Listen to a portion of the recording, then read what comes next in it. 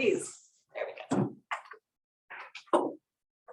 Good evening and welcome to the March 24th, 2022 regular meeting of the Kittitas Valley Public Hospital District Number 1 Board of Commissioners. I'm Erica Limino, President. Looks like we're still waiting on a couple of fellow commissioners, but can we take a roll call? Erica Limino. Here. Terry Clark. Here. John Ward. Here. Dr. O'Brien. Here. Dr. Martin. Here. Andy Olson. Here. Julie Peterson. Here. Scott Olander. Here. Linda Navarre. Here. Rhonda Holden. Here. Stacy Olea. Here. Kanda Scott. Here. Jeff Yamada. Here. Jason Adler. Here. Ron Erlacher. Here.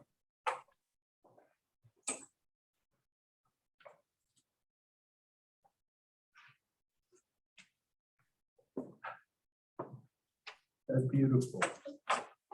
Is that all of us? That is it. Wonderful, so much. Well, I guess I should have said I'm calling the meeting to order, which I guess I've Oh, and the date. done by, I did do the date. kind of Yeah, got the date. So calling the meeting to order. Can I get approval of the agenda? Motion to approve the agenda. Second. Motion by John and second by Terry. All in favor of approving the agenda, say aye. Aye. Erica. We do have one addition to the agenda. Yes, I rescind my motion then. I'm sorry. We do have sorry. Let's back up. There has been a request to add action, if I'm not mistaken, for the Teamsters Union contract under the Chief Executive Officer report. Correct, as well as consideration for authorization of a retention bonus. 2 additional action items. That 6B subsection 3 then, or does it matter? Doesn't matter, under 6B, yes. Perfect. Thank you for that reminder, Andy. All right. I move to approve the agenda as amended. Perfect. Thank And you. I second the motion to approve it as amended. Wonderful. Okay, moved by John and seconded by Terry to approve the agenda as amended. All in favor, say aye. Aye. All opposed, say nay. Motion passes. Thank you. Moving on to the consent agenda. I could get a motion to approve the consent agenda. I move to approve the consent agenda. Second. Moved by Terry and seconded by Bob to approve the consent agenda. All in favor, say aye. Aye. All opposed, say nay. Motion passes. Right, moving on to public comment and announcements. If you would like to make a public comment or announcement, please state your name and address, and please keep your comment to 3 minutes or less. Please be advised that we do not respond to public comment in open session. Thank you.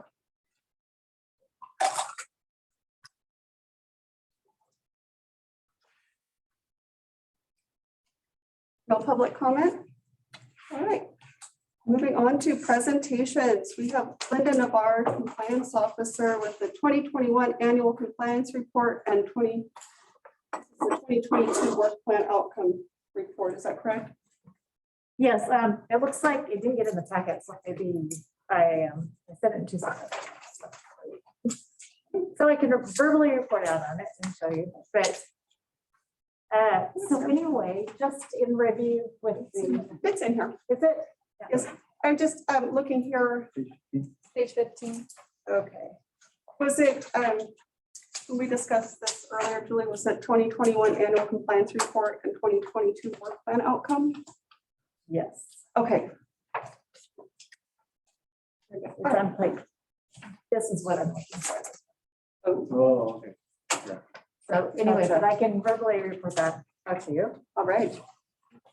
Regarding just a report out from 2021 compliance activities. Yeah, a lot was going on, especially with COVID and increased security risks, of course, cybersecurity, new privacy regulations coming throughout. So a lot of emphasis was on ensuring that we're implementing new things to protect our environment and ensure that staff are aware of what to be watching for. One of the things that was I thought was pretty exemplary is there's been work in action for the last few years to try to have specific privacy training for staff related to their role. So it really is relevant to the areas of their work. And we ended up, Cindy Kelly was working with her team pretty adamantly, ended up having 25 new trainings, very specific to those department areas that were sent out through this letter that they completed this time. Again, with the efforts of helping them better understand within their day-to-day environment, where are some of the areas that risk and how can they try to ensure to protect patient information in the best possible way for that.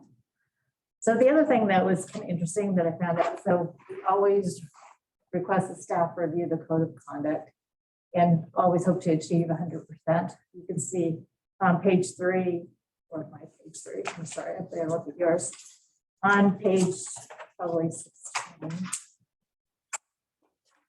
It looks like 17. we have packet numbers and your page numbers. There we go. Okay, look at yours, page 17. So stating that there is 84% of staff that review the code of conduct. So that's a reminder to them what we expect of them, what are kind of our standards for representing the organization. But of those who did the training, 99% of it stated that they recognized through an exam question that they need to report any concerns of compliance. So things like that definitely got through. They're picking up on that. And also that they acknowledge that there's multiple ways of communicating a compliance concern, which those routes of, communicating to their lead, using our hotline phone number, the email that comes directly to compliance, those type of multiple routes that they can actually ensure that they can get something communicated, not that there was a barrier at all to that. The other thing I wanted to note on, so on page 18 is there was work being done along with the house with and John, and we had Bob working together on a possibility of having another route of compliance reporting through a hotline, the 24/7 hotline. And so we did some trial of called compliance line and testing of that and the finding that this looks like it possibly would be a benefit. Also being aware that the Rural Collaborative was working on contracting with either that service or another one. Maybe we could get a better fee for using something like that. So they have an update. They have narrowed it down to compliance line and one other service. They're doing some final review of this the next month. And so that may be an option. So there may be a 24/7 live person option for a staff or community members to report a compliance concern. Within a program like that, they would auto generate sending a notice to the department that's relevant to, whether it's HR or administration, things like that. And so it would rapidly notify the lead for that. The documentation would be there. It also would be an investigation management kind of system. So the other part to that was we make it more transparent on the number of compliance reports that we're getting. So on that page 18 and noting under activities, looking at dashboard metric, that was one of the outcomes of 2022. It's on the Quality Council dashboard. And so the number of this compliance investigations and those that were substantiated. The request was to really be more acutely aware of how many approaches to compliance has there been. So with inquiries regarding concerns of compliance and more of a valid documentation of that. So I started doing that January 1st. So when we're looking at the data for 2019, there was 6 investigations documented. So far as to date, year to date, we have 8 already. So it makes a difference when I'm logging every time someone's inquiring about potential compliance violation. And I can, sometimes it's just within a phone call, I can help them better understand what the regulation is and there's no further action needed. So that's being tallied so we can see what, again, how staff are engaging. Are most of these right now through the Verge?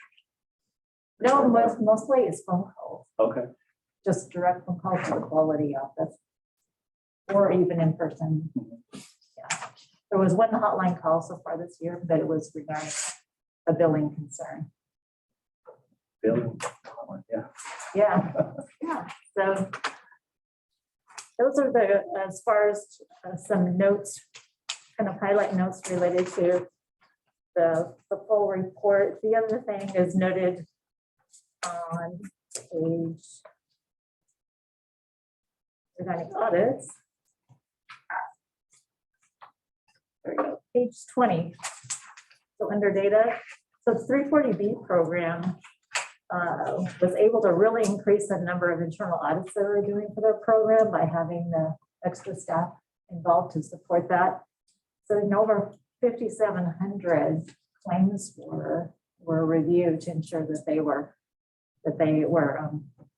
valid, and then they had 47 findings, which is good. You want to be able to obviously find if the things that maybe need to be reversed, they didn't meet criteria.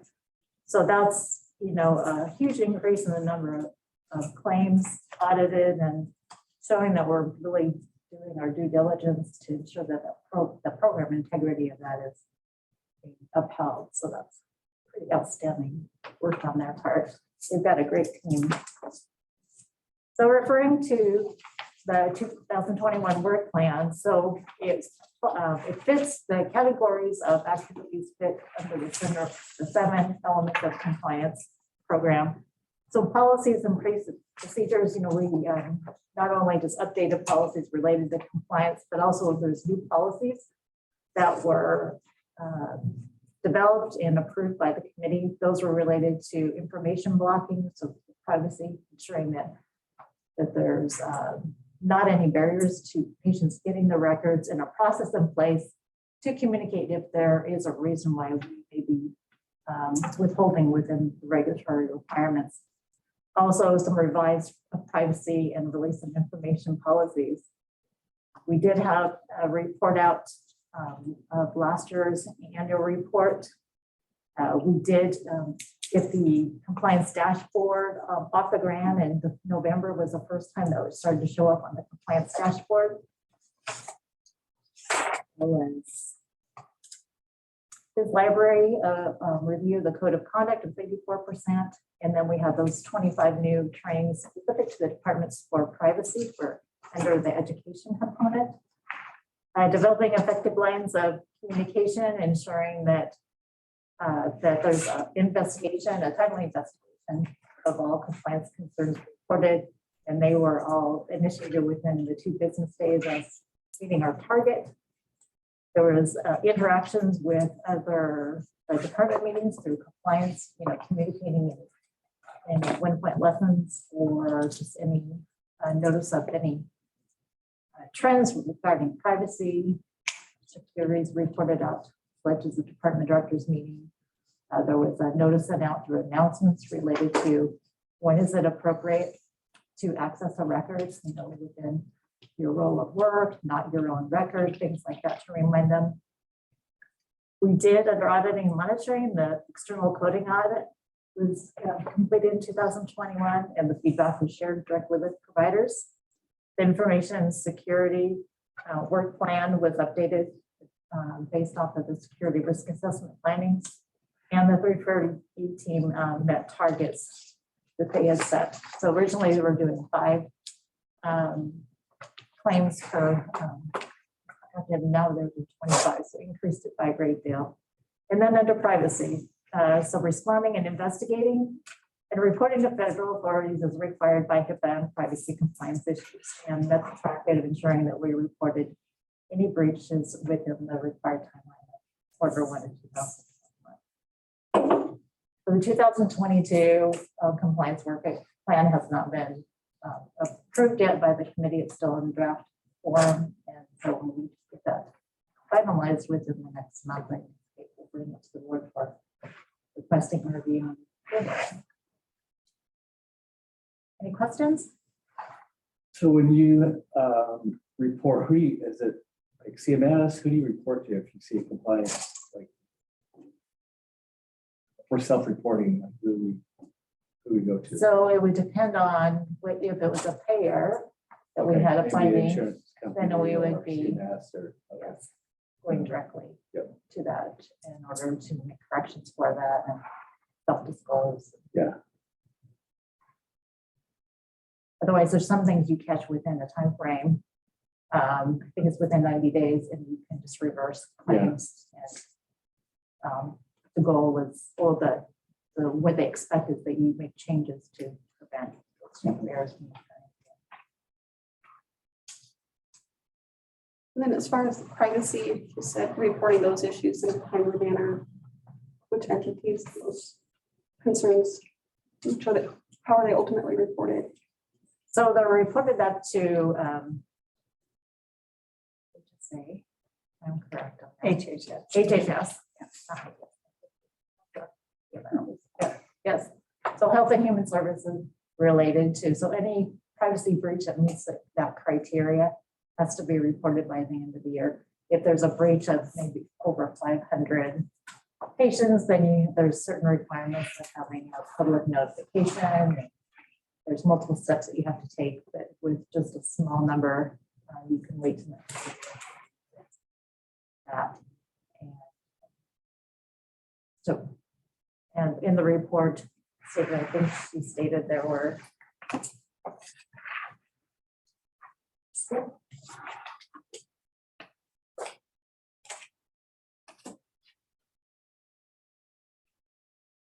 Seven, seven, okay, yeah. page 20.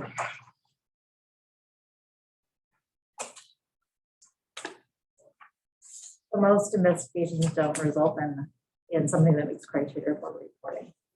Mainly, duties that might be, that you're notifying the patient, and then you follow up with trying to identify what was the cause of it and taking action either through some process improvement or through an additional. When we have a process improvement, we decide that that's necessary. Is that generally because an employee didn't realize how these actions, where it was going to lead, and it was a system, thought to be a systems issue that led to the privacy concern? Most of the time, she actually did a root cause analysis of the majority of those. So data entry error. So again, just an inadvertent error with maybe on the wrong patient's chart and like that. The other is the check process to make sure before you're having out records, taken labeled with attention to detail. Maybe there's multiple patient, maybe discharge records being printed off, and you're trying to get the right one to the patient, similar name, something like that, but the inadvertent. The other was education. Maybe someone was floating to an area and they didn't recognize, one of the areas at risk of information being released with the processes they were using. Sure. Okay. Any other questions for Linda? No. Thank you very much, Linda. So you will need to have the 2022 plan approved, but you don't need the report approved. I don't need anything approved today. Okay. I'll be back with the 2022. All right, thank you. Thank you. Reports and dashboards, starting with Mandy Olson, Chief Quality Officer. Hello, I really don't have anything to add tonight unless you have questions. I will point out, while you're looking through, that the dashboard is the 2022 dashboard. So starting with January data, so there are a few changes, but those are spelled out there.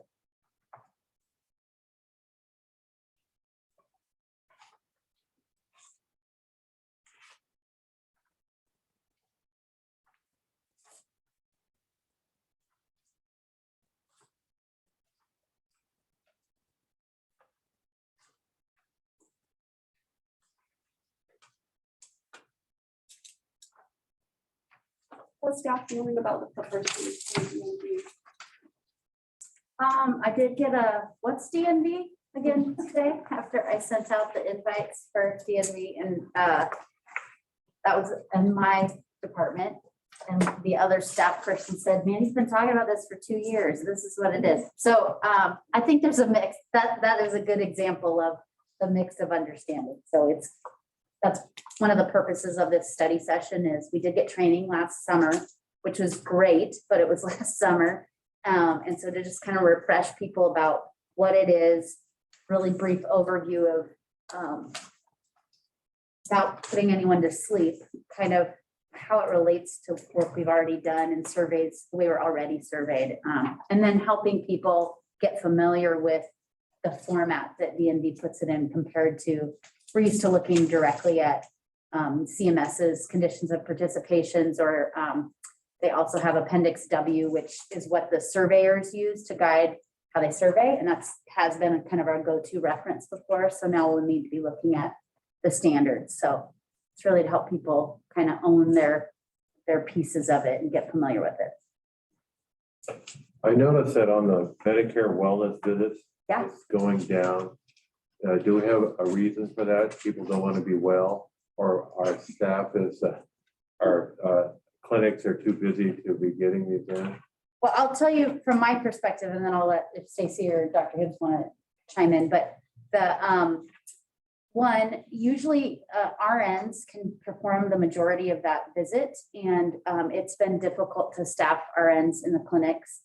Two, we saw a general decline across the country with COVID as people were not coming in for preventative visits as much. The other thing I'll say is this is a Washington Rural Health Collaborative measure, and we were looking to them to set the target for that. And, you know, we were always hoping for 100%, and being part of the ACO, they were really pushing us to get those annual wellness visits done. When you look how we're doing compared to other Washington Rural Health Collaborative hospitals, we're even at below the target there and it declining, we're doing far better than the rest of the rural. So I don't know.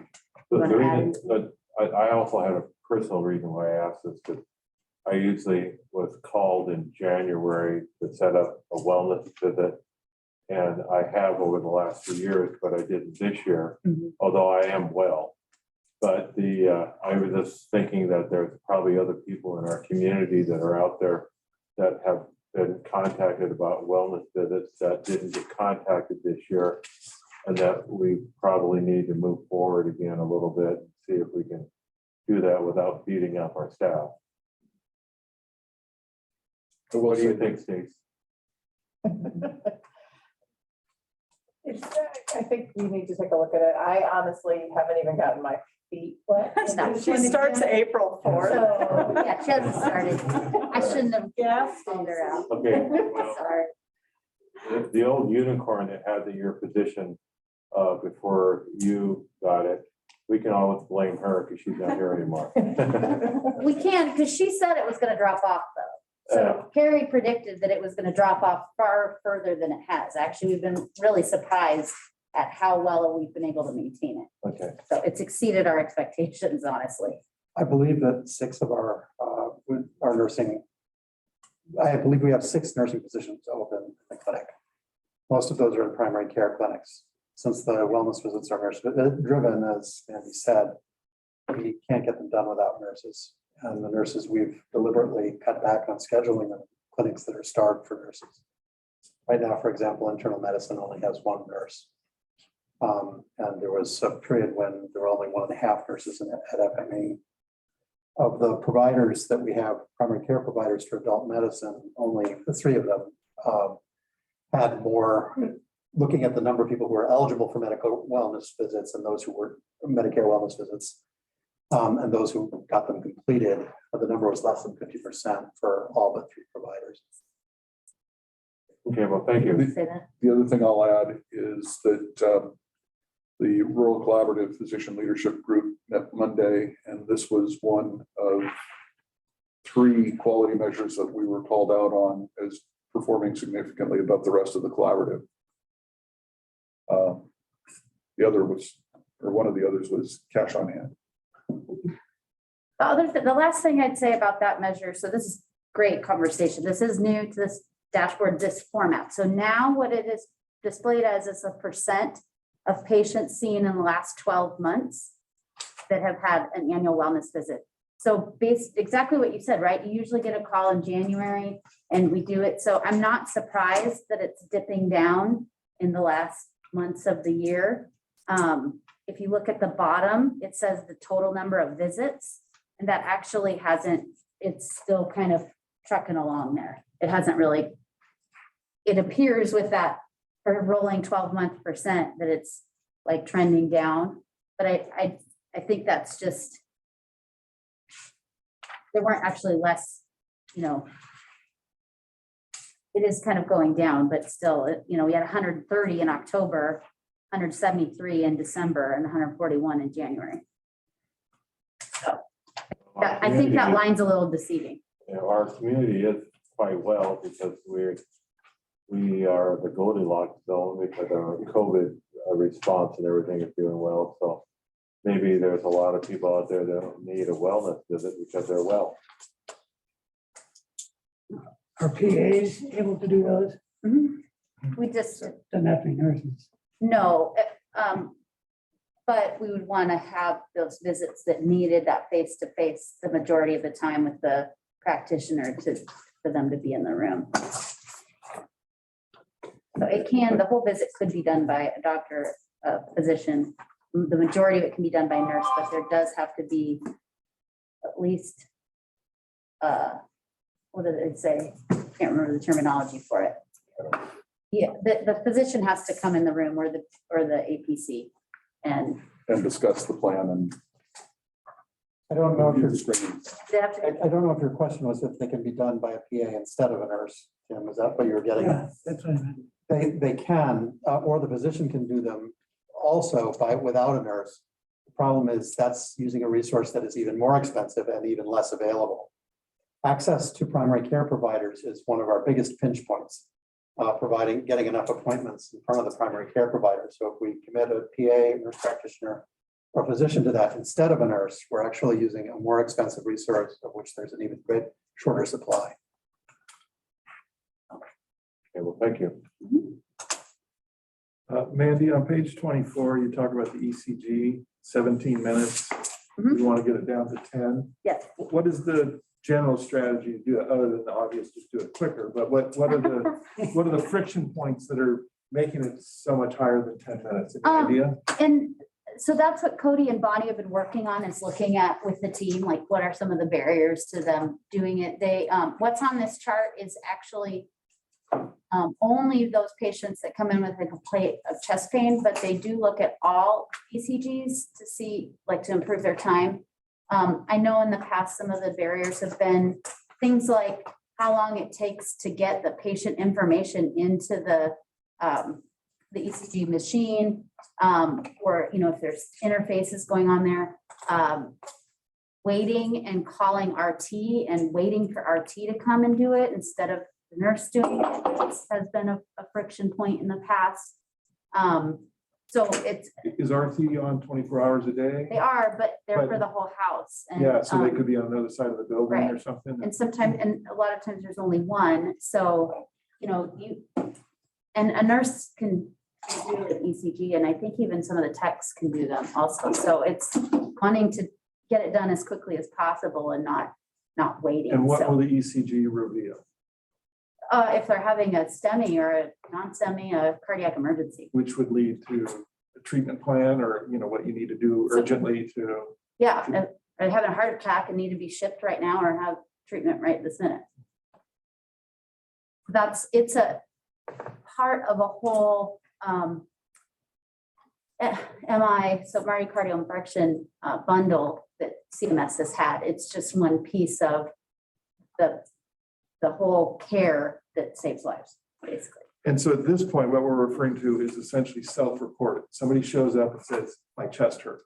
Is that? Actually, this is a measure that's dictated by CMS and it goes by coding. So it is, it depends on what is coded on what's reported to CMS. But in general, it's what they're saying. If they're having symptoms of chest pain, then we want to That do. starts the clock ticking to And this needs to metric be we're looking at. Unfortunately, that doesn't start the clock. Regardless, the clock starts when they hit the door, is my understanding. For this measure, I think you're correct. So in For essence, it goes for back. sepsis, Like that's they not come in, they necessarily stand true. there for a couple minutes, and then they're finally like, my chest hurts. We go Right. back in time and say, oh, our clock So in- started a few minutes ago, even though we Exactly. weren't aware that there was a problem. That's another place where we've Good. generally had extremely long times is someone will come in with like nausea, vomiting, or just kind of diffuse complaints that don't seem to be cardiac. So neck pain or shoulder pain. There's been some strange ones we've had that, it ends up being a long period of time because it wasn't obvious Yeah. chest pain. Interesting. Thank you. And I think at one point, Dr. Lindsay, I can't remember who it was that said, but if you're having pain from shoulder to pelvic bone, that you should be thinking cardiac, having that in your mind as a possibility.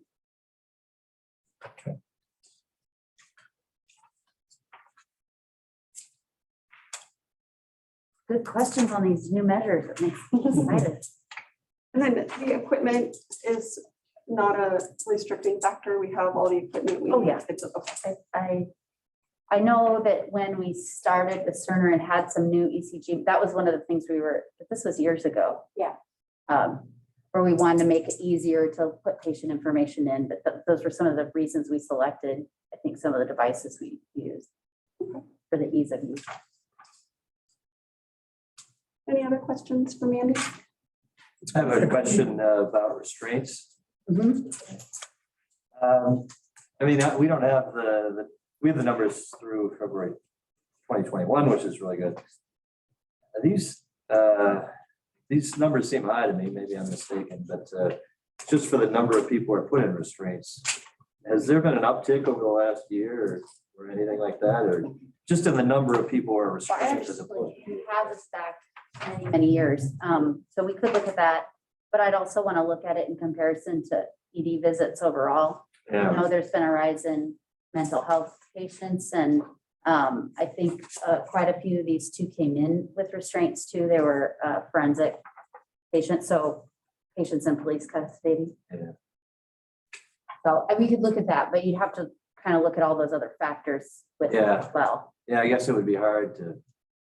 So I guess I should know this, but when you meet the measures for restraints, one of those measures.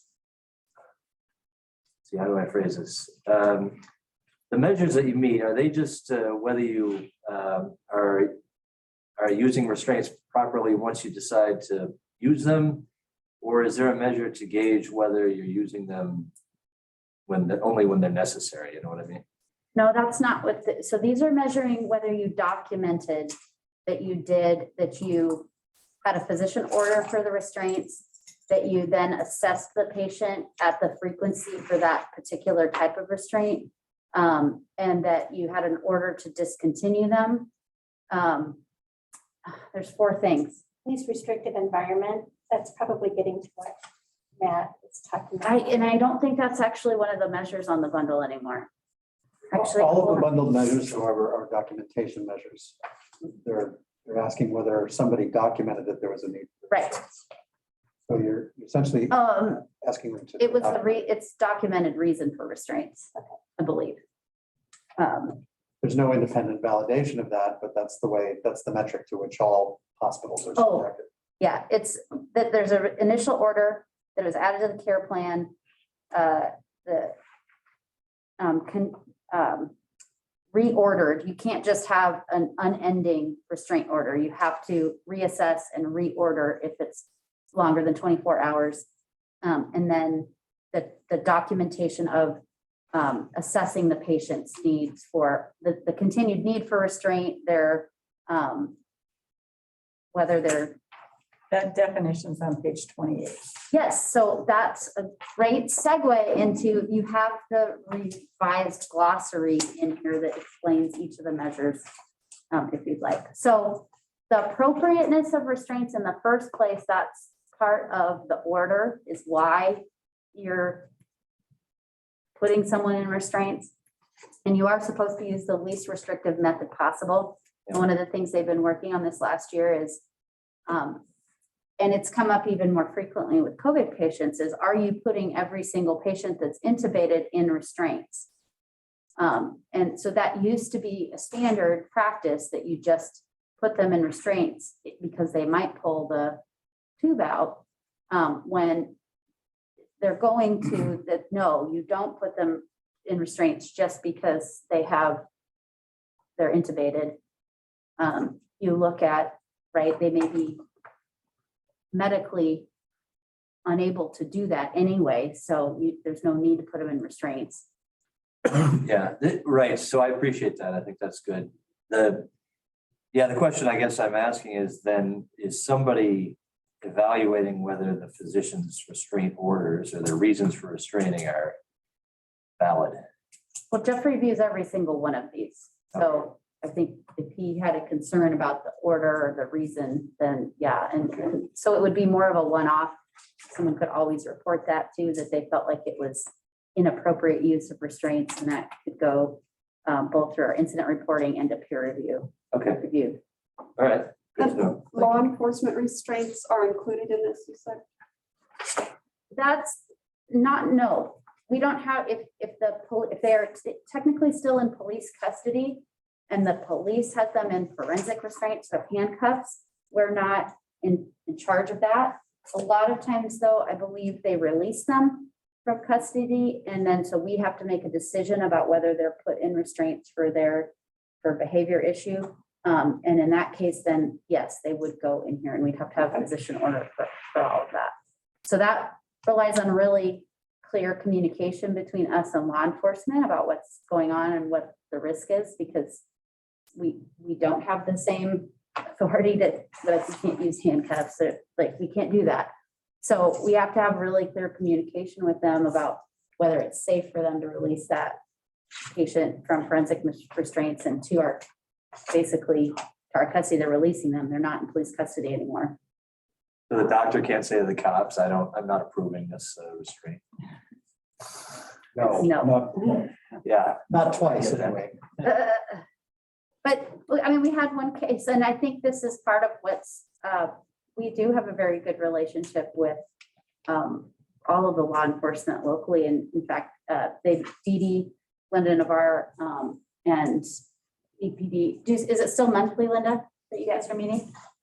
And the sheriff's department and talk about this, and that we had one case in particular where we had to talk about how are we going to make sure that staff are safe, patients safe, law enforcement safe when we're having these handoffs. Thank you.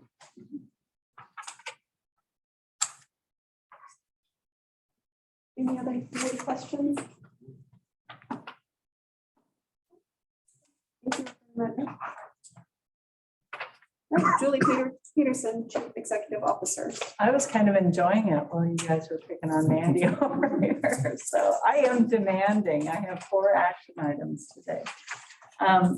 Most of my things I want to talk about, I brought up in the report. I would mention that the what used to be Family Health Care of Ellensburg building, it has been vacated by Compass Direct now. Compass Direct moved in mid-month down to the downtown area. Other than that, it's either in my report or an action item. So I would entertain any questions before I start asking for things. So I have a thought about the COVID clinic closing on the 31st. I know when we have a grand opening, we cut a ribbon. Is there any way we can glue a ribbon? Close. Yes, congratulations. It's the grand That's right, closing. the grand closing. So When we were discussing signage, I suggested yellow police tape. yeah, how do we keep people out? That was Yeah. police line, do not cross. That's That will also signal, like I said, the bringing down of our surge, you know, the exterior hallway that we had and any other things that we directed of surge and COVID. you know, I've dreamed about this day for a long time. You and me both. It's Yeah. really good to see it. We're going to ask Ron to put the tent up one more time. We can serve cupcakes and punch. That's right. So, In the tent. in the tent. So, I don't think Ron's on board for that. but I'm happy to answer questions before going on to. Are you sure you have enough take-home tests for the community? Tell you what, buy one, get one, and the price is free. So it is very, very nice to have that resource. And it clogs up Jason's office, but regardless, it's nice to be able to offer those when people are taking them. So When somebody wants to access those tests, can they get them at the front desk here or only in the clinics? Where do they go to get them? So we are giving them out by the case, which is 45. So you're not getting one at a time. And there was we don't want them in our clinical areas because they don't serve the same purpose as they don't meet the same standards as the tests that we use for a clinical test. So we give them out to sports teams and people who will be traveling in groups and having wedding receptions and things like that. So, but you can get a case of 45 and the restriction is, again, they are intended for the public to use. They're intended for us to distribute widely. The restriction is we have to maintain an inventory, so you sign them out, and that no one should be charged for them because they did come to us without a charge. So Who would somebody contact if they're interested in receiving those? anybody on the second floor, Mandy has given out some, and just wander down the admin hall and people will help you. Do you want to take a box home tonight, Erica? Oh, I have plenty, but Okay, thanks right now. Jason just put 4 cases in your trunk. Okay? Like it or not, there they are. Yep, they're there. Yeah, if you shoot me a message, I'm happy to walk them out to you or whoever, if somebody's driving by in the car that and they want to stop in, I can meet people and deliver. Yeah. Excellent. Thanks, Jason. Okay, so the first thing I would like to do, let me see here. And I mentioned this in my report, we have a new Teamsters contract. It is a 4-year contract with our central sterile team. It was ratified by the membership, and Mandy, I believe, has 3 copies. We are asking for the board to authorize or to approve the new 4-year Teamsters contract. Amanda, do you have anything you want to say about it? Well, it's just a very collaborative experience as usual with our representative of Teamsters, and we really enjoyed the opportunity to hear from staff and kind of start fresh with the contract, make sure we're meeting their needs. And we did go through kind of line by line of each section proposed, and it was a good experience. Excellent. So Amanda, you're supportive of Yes, contract. I am. And I would call out the work again on the market and the compensation philosophy that HR did. We put it in front of him. It was very, very clear. We also took this opportunity to infuse this contract with some of the strategic initiatives and tactics that we have around certification and creating a career path for people. So there are 2, in addition to a premium for extra certification, there is a certified position as well as a non-certified position. So it really was our first sort of foray into using that new strategic tactic to try to engage employees. And I think it was very well received. So I would ask that the board approve the new 4-year Teamsters contract. All right, can I get a motion to approve the Teamsters 4-year, January 1st of 22 through December 31st of 25 contract representing Central Sterile? Move to approve. I'll second. So moved by Matt and seconded by Bob.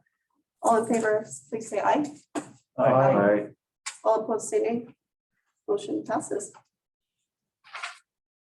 Which one would you like to? All do right, next? the next one I would like to talk about is the board had authorized administration to negotiate for the purchase of a piece of property that is adjacent to the Medical Arts Center. The reason we were interested in acquiring this property is we foresee parking issues associated with the Medical Arts Center as it gets busier and as we convert the old family healthcare building into clinical needs. So we see the property at 611 South Pearl Street as being a perfect location for employee parking in the future. The negotiated price is $218,000. And the resolution that I'm asking for approval on is resolution number 2204. A couple covers everything I have in my motion here, so. So on the resolution, I'm not the vice president, Matt's the vice president. Can we just mark through that? Yeah, let's just scratch it out. So what it says, the closing date is tomorrow. That's correct. So if we approve it today, then we'll be able to close the door on it tomorrow. That's correct. Scott's got it all teed up. I have an appointment at 8:30 at suitcases of cash. Yes, it's a big bag of quarters. Quarters. And what was the property used for previously? It's a vacant lot. It's always been vacant, so there's no hidden oil tanks or anything on it. And, We're gonna and hide our own. Ron did talk to the city about it, about using it for parking. It appears to be appropriately zoned for all of that and close enough to the property for us to use it as offsite parking. We just won't dig deep. What was that? We just won't dig deep. It'll be shallow. Yeah. Smart. So are we just gonna sign one of these, or are we signing all of these? that are- No, just need an original. There it is. All right. I get a motion to approve resolution 22-04, the purchase of the real property at 611 South Pearl Street in Ellensburg. I'll move to approve. I'll second it. Moved by John and seconded by Terry. All in favor, please say aye. I, All opposed, say nay. Motion passes. Fantastic. And we will need one fully executed copy. The west. It's, On the west. it would be City corner, northwest of the current building there. isn't yeah, it it's Oh, yeah, I know, kitty corner? it's kind of behind the furniture. or- behind Flooring. Rite Aid there. There's the medical arts, there's right, there's the lot. Yeah, it's behind. Okay, that's what I thought. It's been sitting vacant for a year or two. Okay. I would like to move on to a request that the board authorize administration to issue retention bonuses. And if you'll recall, I'm sure you do recall back in late 2021, the board instructed administration to look into issuing retention bonuses to employees who had worked so hard Like, and the last signature. with such great teamwork through the COVID adventure at the end of 2021. You at that time asked us, as we prepared the 2022 budget, please consider seeing if we could move like retention bonus when we began seeing the light at the end of the tunnel, so that we could issue another retention bonus and sort of celebrate the end of the work, hopefully. We feel that we are there. And I know somebody, I know I'm getting side eyes from everybody in the room here. Now I've done it. But I think it's time. And so what we would like to do, I think the formula that we used before, which was anyone with a 0.8 or greater. So it errs on the side of the employee. If you just started and you're a 1.0, we consider you a full-time employee. If you are a 0.6, but you've been working a bunch of extra shifts, you get credit for all that additional work.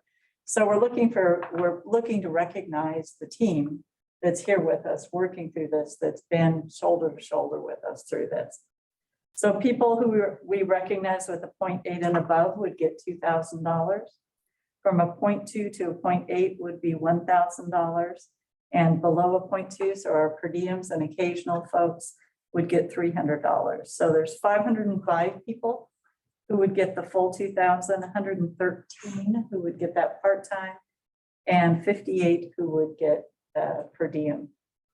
For a total very similar to last time, including FICA and retirement of about $1.3 million.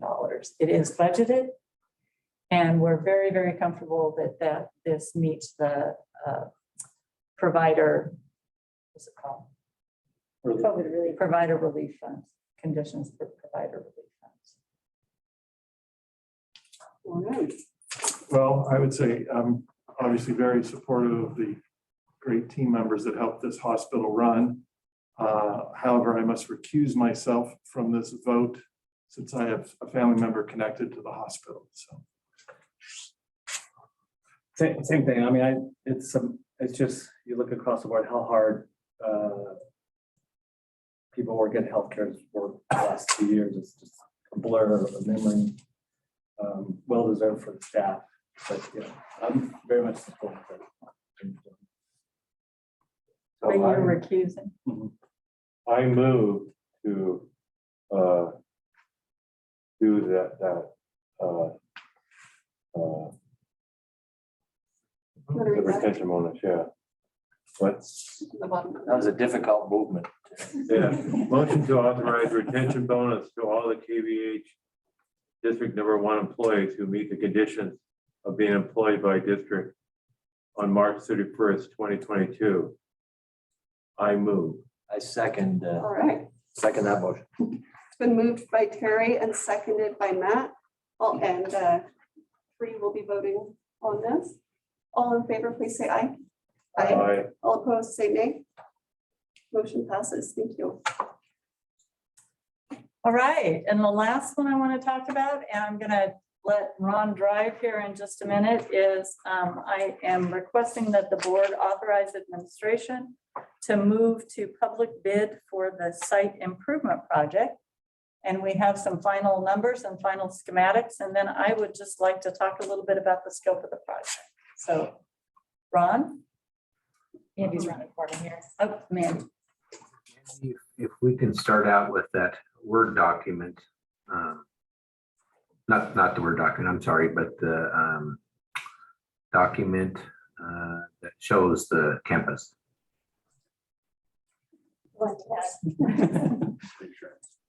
Nothing.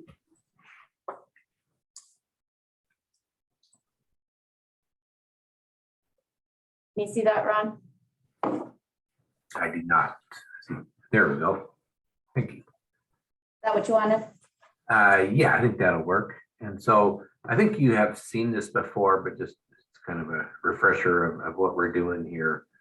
And so we are redoing the main entry drive going in, and then yeah, right in through there. And then right by ED, that transition area there is going to get reworked because that's kind of a dangerous area where the way the two merge from the clinic parking into that. So that gets reworked. And there will also be some pedestrian crossings there so that folks can go back and forth from the clinics. And and then there's some additional parking that's being added by the old library building in there. And so that gets reworked. And because of that added parking, there's going to be a little bioswale that's just west of that parking by the library there. Yeah, so right in there. Be a bioswale there. And yeah, and then over by Family Birthing Place, all around in there will, a lot of the trees will come out, and that will be all new landscaping all around that. And then new landscaping around the Metaplex on the outside. But what's pulled out is landscaping in the aisleways between the buildings of the Metaplex. So we'll put that in a different project. Yeah. And so this gives you just an idea of what they're planning on looking like.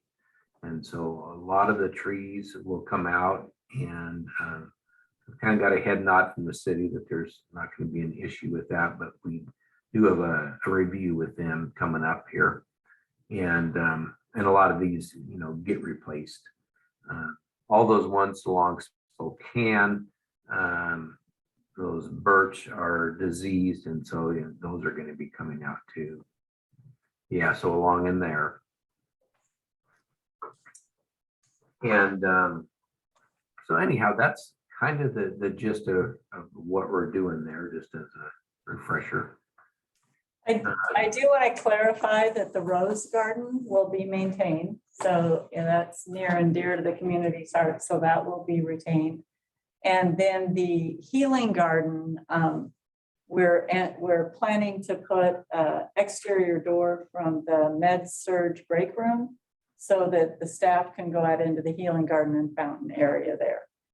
Is there also a path that connects, will there be a path that connects it to the parking area of the sidewalks, or will the only pedestrian access be from the east area? Yeah, we, originally we had a pathway in there, but we took that back out because we don't want to encourage too much traffic back and forth there, because those are patient rooms there, med surge and CCU. And so there is a little concrete pad that's in that area. And so we're going to have, this doesn't show it, but there is going to be a little pathway to that point. Is that still gonna be parking in front of the hospital where it is now? Yes, sure is. But that's gonna be only accessible by that one skinny little entryway over by the Metaplex? Right here and right here. Correct. No, you won't be able to get in on the right. On the, Yeah, you, that's the covered that's, drop off area. Oh, you'll come in, you can go around. that'll still be open. Okay. Yeah, we're trying to encourage people to come in this new driveway, so it's going to be wider and a little more prominent. That, you know, that is the main entry. And we're taking the parking out along that main entrance to the hospital where people are always pulling out in front of cars that are trying to enter. So this will be a much more deliberate entrance into the hospital. What has changed though is you're either in the clinic parking lot or you're in the hospital parking lot. So you don't go in the clinic and then wander across the ambulance drive Yeah, over into the hospital. See, this is what he was talking about. It's Yeah, connected now instead of being able to drive through right out here. but you won't be able to drive from there over to the front of the hospital. that's correct. So it really is a single If you take No, out, there's two. skinny entrance. No, there's two. So where the magenta one is the hospital entrance, and next to that is the clinic lot entrance. And there's no connection between the two. Oh, okay, okay, but you can go from the one, agenda one, over to the front of the hospital lot. Yes, I see it. And over It here. looked like a green You'll still be able to barrier. go in and out of the clinic parking on the left-hand side in front of those buildings out here. But there'll be an entrance still off of, Right here. Chestnut, no, the one over by the Metaplex Oh, this one. yeah, Yes. on Chestnut. And that one. there'll still be one right there where you have the mouse. Yeah, where you have the mouse now, that's a horrible entry. No, you have to stop and let somebody go by. If you're coming in and somebody's going out, Right. Yeah, that's a terrible spot. so are we gonna close that entrance? No, No, we're really trying to encourage people, you know, that it's more of an exit than an entrance. And that's kind of the idea of making the new entry more wider and more prominent. Okay, And we had discussed, you know, putting arrows in and just making it kind of a one-way thing, but we kind of thought that might not be the best to do that. yeah, it's hard to tell now whether it's actually wide enough technically to have bi-directional traffic coming and going. It will clearly be wide enough to be the main entrance of the hospital. You can still enter and exit over by the Mediplex for the hospital parking as well. You can come in off of Manitoba or Chestnut to clinic parking. So I was in the parking lot the other day and I was watching several cars that were picking people up that had gone down to the orthopedic part of that. So since we're going to be changing the entrance, I don't believe that there'll be maybe as much traffic there because they had their cars stopped there. So the person could walk over yeah, with their walker or their crutches or whatever, because they were waiting for them on the bench. yeah, And I noticed that a lot of the activity was coming from patients that had gone down to the orthopedic part of the complex there. But now if they can enter it from the other side, I think that's going to reduce some of the activity that's going on in that clinic parking area. Yeah, that parking lot to the sort of south and west of the Metaplex is underutilized at this point. Right. And if we are able to reorient the orthopedic clinic, then yeah, we'll encourage folks who are orthopedic patients to park in that parking lot, and that congestion out in front of the hospital. Yeah, plus should be I don't settled. think it'll be as long of stroll Yeah. it'll to be get much- out to a car True. as it is now down that area Yeah. to the orthopedic. Correct. So Rod, how many parking spots will we gain in front of internal medicine? And I want to say that it was a net gain of 5 or so. now The big new parking lot that one. in internal medicine is part of the expansion project. Oh, I'm sorry. Okay. So that is still the intent, is to, Yeah. that lawn will be converted to parking, but that's part of the expansion. And it'll be project. lit and then, Correct. so different project. But this part of the project, Ron, does pick up additional street parking on Manitoba, right? That's part of, The street parking now, that'll be part of the next phase. expansion project, but the vegetation that's up against it, just to the south of that, will be part of this project. When somebody enters the main entrance and they have to choose left or right, and generally we choose left, is the right, will that be restricted for ambulance only? Currently, you can take a right there and go to the clinics, or you could be a rebel and go through ambulance, which I don't recommend. But it will be, will there be signage there indicating that it don't enter? Okay. Is there a natural walking path between what is the COVID clinic and the hospital front entrance? There will be. Right now, we have that shale path. And so we have talked, we need across the parking lot as well as through the vegetation through there. So. And then does this scope also provide for resurfacing around the Metaplex that's the brick with some other surface, or what? That's part of the Metaplex project, That's part of what? the Metaplex project. Okay, separate project. We're working on that now, right? And that's still the ambulance entrance at 1. Yes, sir. And it does include all the vegetation around what's now the COVID clinic. So can you go down, can you just roll the page? So here's the new main entrance to the hospital, and there's the new electronic sign in the main entrance. You want to roll down again. And this is over by the Rose Garden. We're also taking some of those red brick walls out. One by the Metaplex, and then the one that we use to hang all of our surplus no parking signs on over by orthopedics. So, and then you want to roll again? Where's this? That is Spokane Street, That's with the birches gone. Okay, looking at the back of the Metaplex. okay. Next. And here's just an example of the vegetation we're talking about. We have nixed the Oregon grape. Yeah, we said no to Oregon grape. We've asked them, we want to be really, really careful to get plants that are Ellensburg friendly, not Yakima, not Wenatchee, but to be really careful in that area. So we're working with the landscape architect, and we'll be working with the landscaper to make sure that this is hardy enough for Ellensburg. Floss and Ornamental pear up there, which makes me happy. That smells so terrible. so you want to look at the where do you want to go now, Ron?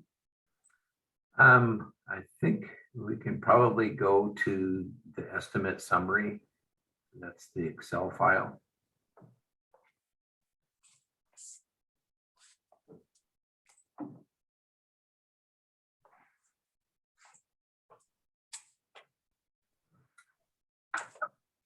So the total, we are anticipating that the total cost of the project, including the electronic sign, and the estimate on that is about 85,000, is that right? Yes. Okay. is about $2.1 million, a little less than $2.1 million. I do want to, as you know, we've wrestled with this project for months and months now, trying to make sure we understood exactly where the costs are coming from and to understand that what the scope is and make sure we're on the same page. So I do want to talk about scope a little bit. In the proposal, including the one alternate that we have, and the alternate is associated with the area between Spokane Street and our campus. So we think that it's about $50,000 to complete that look all the way along Spokane Street. But including that alternate, there are 64,300 plants included for a cost of $392,000. There are 298 shrubs for a cost of $44,700. Tree removal, we anticipate taking out about 71 trees for $27,000. New trees, we'll be putting in 121 trees, large and small, for $75,800. Irrigation, we have an allowance of $161,000 in the project. What they call clear grub and grading is $97,000. So tearing everything out, grading it, making sure it's ready for replanting. The electronic sign, as I mentioned, is owner provided. It's about $85,000. In mulch, we are anticipating, or we have an allowance for mulch and ground prep of $73,000. As I mentioned before, this includes putting a door from the med-surg break room out into the healing garden for our staff to enjoy. It does redesign that main entrance, and it is a prominent entrance and clearly is the way you get into the hospital. Separates clinic and hospital parking. It includes a contingency of $58,000 and an inflator of $78,000. We've also included electric car chargers. The cost on that is $48,000, and Mitchell Rhodes is looking for a grant to help us with that. We think there's probably some grant money out there. So for months we wrestled with where are these costs coming from? And when I think about nearly 65,000 plants, 300 shrubs, and 121 trees, including pulling out all the trees, I begin to get a sense of how this project gets to $2.1 million. I personally think that our maintenance department, this building is prepared to function as the main hospital building for a couple more decades at least. The landscaping that we're currently living with, the trees, the landscaping, the bushes are about 40 years old at this point. I think this signals it's a new look, it's a fresh look. It takes out trees that are becoming problematic. And from my perspective, it signals that Kittitas Valley Hospital is going to be here for some time now. So it's an investment, it's a $2 million investment that I think lifts the overall look of the organization far more than the $2 million investment. What's the estimated completion date of the project? That's the next schedule. Before you move on to that, can I ask a question? Yes. Total engineering and other from KDA worksheet, almost 25% of the project. What is that line item covering? That's covering the electrical engineering for the sign and for the charging stations. And it covers some civil engineering. There is no mechanical engineering in this one. And it covers the architects and then of course the landscape architects. So there's two different architects on that. The irrigation is basically they're putting out a spec on that, and that will be design built on that piece of that. And so the irrigation system is virtually going to be all drip and or micro sprays. And so that'll be a lot better than what we have now, or with the sprays, you know, we're hitting cars and getting hard water spots on them. And so that'll be eliminated because most of the grass is gone. So where we have grass or won't be by adjacent to parking areas. And so yeah, so that's what that covers. And the new, there's very little grass, so we're aiming for low maintenance operating costs, as well as less water and so more of a native plant look. So And this is a budget, not a bid. that's correct. So this is what we feel the value is, but no, we need to put out the bid, see if one or more companies can do this within this general price range. Is Correct. that accurate? That is correct. And like KDA's line item there, they're not bidding though, are they? I mean, so how do they get paid? What is someone bidding on if some of this contract in essence is already a built-in price? Well, they're bidding on all the construction work. And so really that 481,000 is just the design work and preparation of all the construction documents to get it to bid, and then managing the construction process. So you have all the meetings, change order processing, submittal review, all of that's included in that. So somebody's actually only bidding on approximately 1.5 million. Is that That is correct. accurate?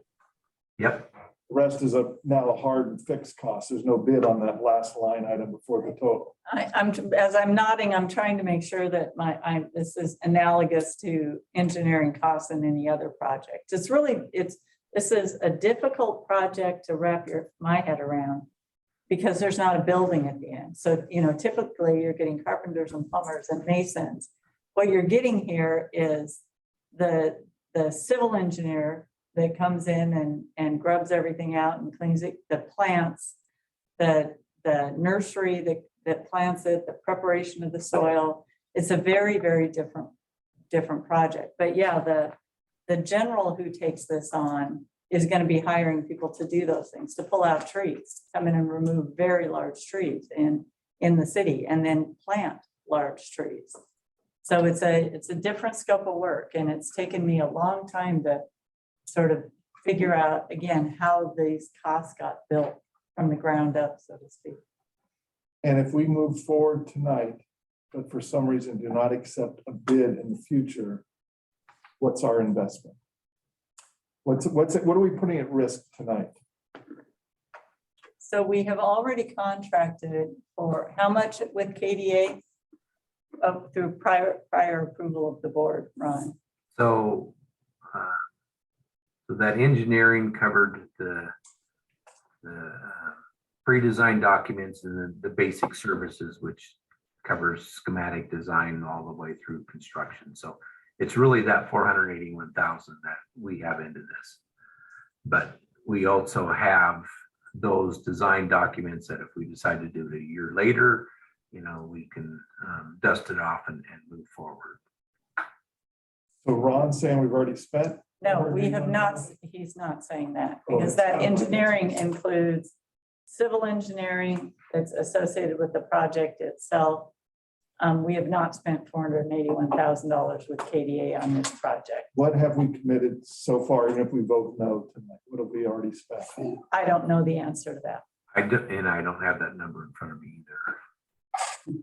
Can you give me an approximate 100,000, 200,000, 300,000, any range of what we're committed to so far? I would say at least 200,000.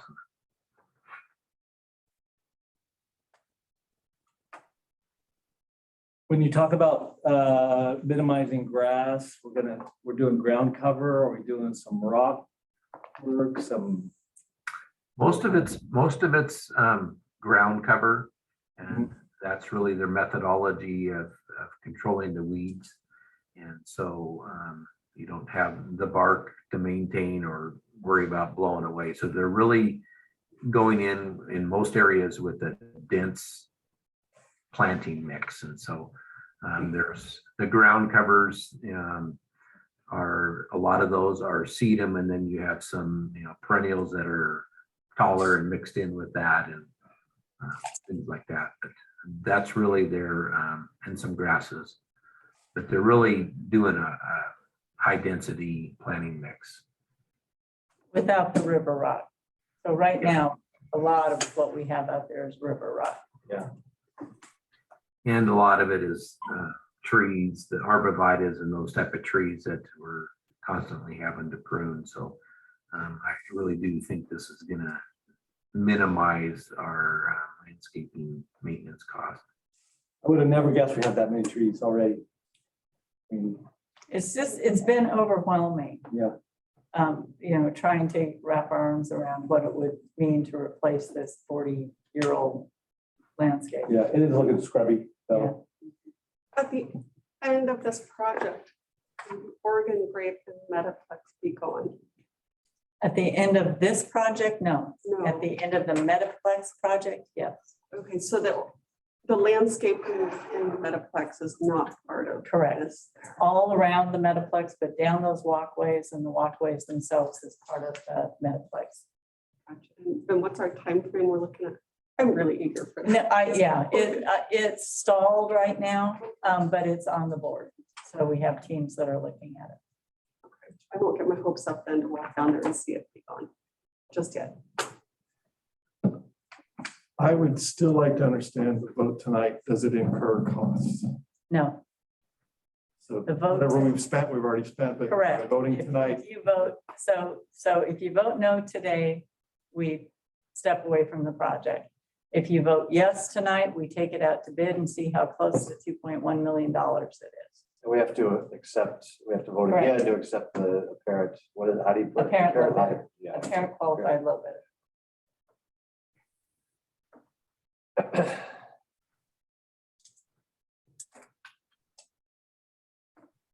Any more discussion or does anybody want to make a motion? I will move to approve going to bid. Moved by Matt, Second. seconded by Bob.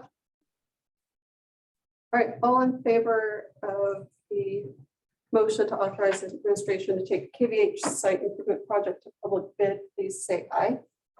Aye. All opposed, say nay. Motion passes. Thank you. That's everything I wanted to ask for. That's tonight. it? That's it. I did, Amanda, are you gonna talk, or I want to make sure we don't get past her because I have a question. I have a question. Did you, if you had stuff to say though, I don't want to cut you off. No, usually Julie just kind of gives me, I have my report here, so. Resale value. So I know that it's hard, every medical system is having trouble hiring people. And, we had a Gemba recently and we sort of talked about hiring and I've talked to some people who have been hired recently. Things like that. Could you give us a sense of how much trouble you're having filling different spots, the types of positions that we're having trouble filling? I'm also curious about the turnover in 2021. If what you think of that number, is that high? Is it normal? Anyway, I know that's a lot to throw at you, but if you just can give us a lay of the land, maybe on hiring and also on turnover, I'd appreciate it. Yeah, it is a constant conversation, and it's, you've heard things probably out in the industry of the great resignation and things like that, but our turnover was higher last year than the previous. We have, so our biggest needs now are medical assistants and patient care technicians. It's some of the licensed staff positions. We're hopeful and seeing more traction on some of our entry-level positions. Housekeeping is almost fully staffed and they've made tons and tons of progress. So we're really excited about that. Dr. Hibbs has shared recently, he's been working on PSR recruitment with the clinic managers, and we're seeing a lot more traction on applications with PSRs as well. So some of those constant high needs areas, we are seeing more traction. Also for our executive position, Stacy was selected out of a very competitive process. We got a lot of response in our executive position as well. But it is those licensed positions that are hard. We're doing a lot more outreach with schools. Of course, retention is the best recruitment technique. So I'm really thankful for the board to be promoting another retention bonus as well. But we're doing a lot of conversations. We've been partnering with Michelle's team in marketing to do new recruitment campaigns. So there's tons and tons of work on there. But if there's more data that I could show to break down the types of positions, in addition to the opening numbers that we have. I'd be happy to do that upon request at the next board meeting. That'd be great. Yeah, I think, yeah, I'd sort of like to see where the holes are. Where we're really having trouble recruiting. Do you feel like we're a competitive employer when it comes to positions? What are the difficulties that we're having? With physicians? you said? Positions specifically, I'm curious. Okay, I yeah, know Mitch- physician recruitment is actually under Dr. Martin. I partner with Mitch Engel and we kind of strategize a lot, but I don't know. The most recent difficulty we've been having, the stated difficulty has been location. The candidates, particularly in internal medicine, their stated reason for looking at Ellensburg is to be closer to family in Seattle and Vancouver. And we've gotten good feedback on our offers, but there's a shortage of internists just like everything else. And they can usually find an opportunity. If they want to be close to Seattle, they can find an opportunity closer to Seattle. Yeah. One of the applicants that we had, it was whose family are we going to be closer to, the family in Washington or the family in Wisconsin? Wisconsin apparently is one.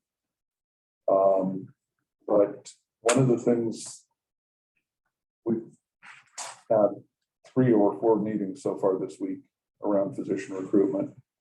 And one of the things that we have a kind of as a gut sense is that what the pandemic has done to us is it's taken away the opportunity to bring people to Ellensburg.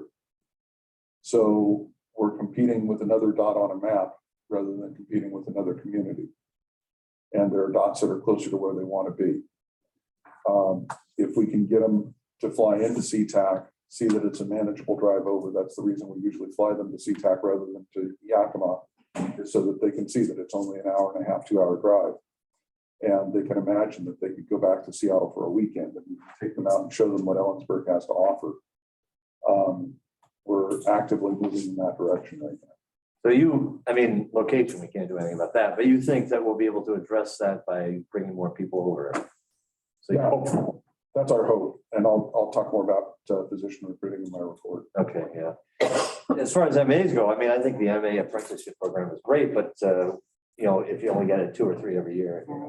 But we, a new thing that we started was we're offering that to external candidates. It used to be internal only. And Yeah, I heard that. That's great. that internal will still be our priority, but if that's not the best time for our staff right now, we are doing that externally as well. So. And which other positions did you mention beside MAs that are? Patient care technicians, so they are CNA licensed, but they're in our inpatient floors. We have about, I think last I saw 12 openings in that, 18 MA openings. So between the two, you can see that's a big chunk of our openings, around 70. Our crisis point, we've become more resilient, however, but our crisis point used to be kind of 50 was where, you know, that's kind of our high number, but with the past year or two, we're in the 70s, 80s. Constantly, it's a bigger challenge. Our applications are much lower though. So, you know, in normal times, we'd have much more applications to match those 70 positions. And that's 70 positions organization-wide, Yeah. all departments. All departments, yeah. I think I'd love to have that. If you wouldn't mind preparing something like that for the next board meeting, I'd love to see that, how things sort of shake up if it's not. Yeah. I could just add, you know, we've had hospital registrar positions have been one of the areas that there's been a fair amount of turnover, and clinic registrar positions also.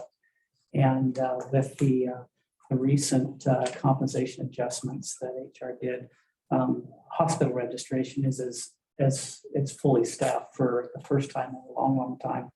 And then the training program that Passion has got going with clinic PSRs, I really believe it will help the registration. They'll be better prepared registrars, but also I think they're being well-trained and well-oriented. And I think that's going to reduce some of the turnover that we've had also. So there's a number of different things that have occurred that I think is going to help at least some of the areas that RevCycle is concerned about, that has been fairly high turnover also, that is going to improve also. So around turnover, is this people leaving for other organizations? a variety of things, relocation, you may have heard, and we've talked about too, traveling agencies. So Yeah. private companies like that can choose their own rates. And so that is part of the issue, but yeah, just a variety of different reasons. With COVID, sometimes there were more personal reasons. As you recall, 2021 was when the vaccine mandate happened. We did lose staff to that, and not by choice. So that was a big part of the 2021 turnover data as well. So since there are like a number of different reasons for the turnover, you think that this is a sort of maybe temporary thing, not a trend? It's because of all these different sort of factors converging, that vaccine mandate, the how much travelers are getting, the wear and tear on people's mental health, I guess, over the last couple of years. Is that? I sure hope. I think we have hope it's a temporary thing. I am excited to see there in the last legislative session, there was some bills really you may have seen committed to workforce in the future for nursing education. There's going to be some new nursing programs in Washington State, and we really plan to partner with some of that physical therapy program going into Yakima. So we're hoping that there's going to be more licensed trained folks that we can partner with schools and have access to. But in terms of licensed staff, Ellensburg is kind of a challenging area because we don't have a specific medical assistant program, nursing school. We do recruit from other areas, and people commute to those areas to get licensed medical education for the most part. Okay, thank you. Yeah, thanks for asking.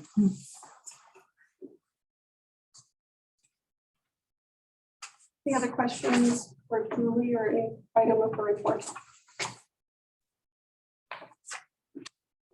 All right, move on to operations. Vicky Macharo, Chief Nursing Officer. Vicky is not here, so Rhonda was gonna play Vicky. So you and I. Thanks, Rhonda. Right, Sure. I think I would rather be Vicky because she's in Maui right now. I didn't want to come in. Yeah, so her report begins on page 38, and if you have any questions, I'll try to answer. I'm not sure I will know, but do my best. I'm really enjoying the pictures in the report. That's really, really nice to look at. Is that you, Mandy? No? Okay. I don't know who submitted those, but I noticed it too. It really was kind of nice to have it broken up a little bit.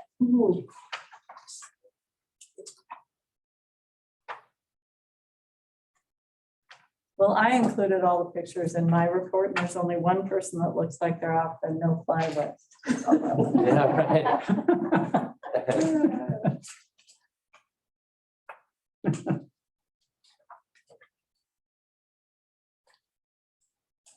Any questions?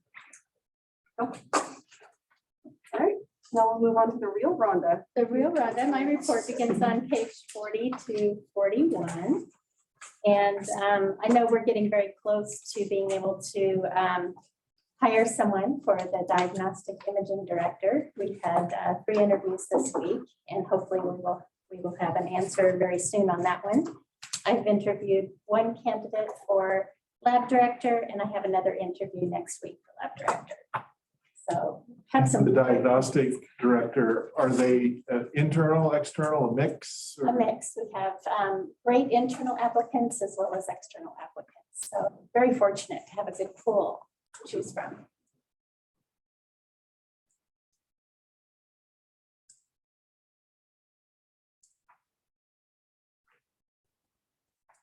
Terry, you probably noticed that we are having a HRSA 340B audit.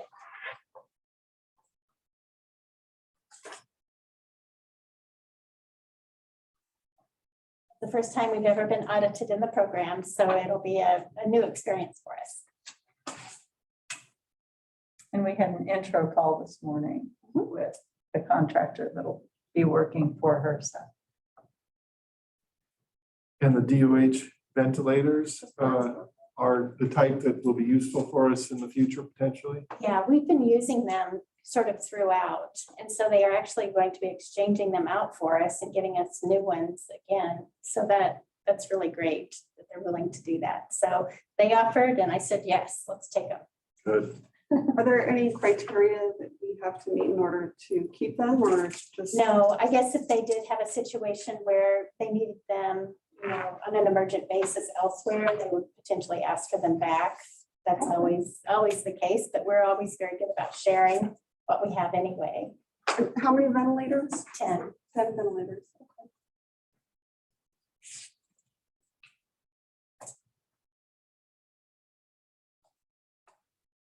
The hospital district 2.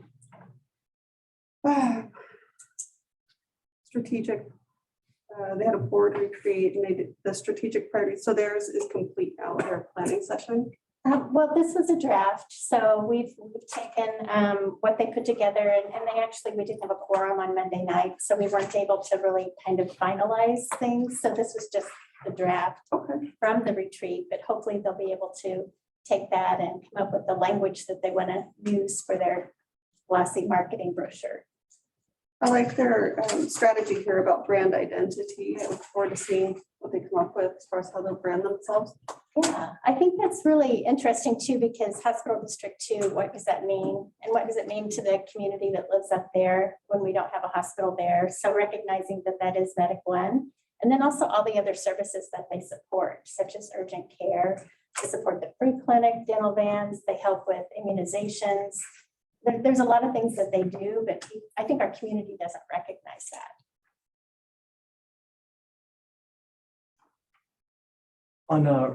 So looking at the numbers, the rehab services, patient visits are down, but a lot of that's because of surgery being shut off.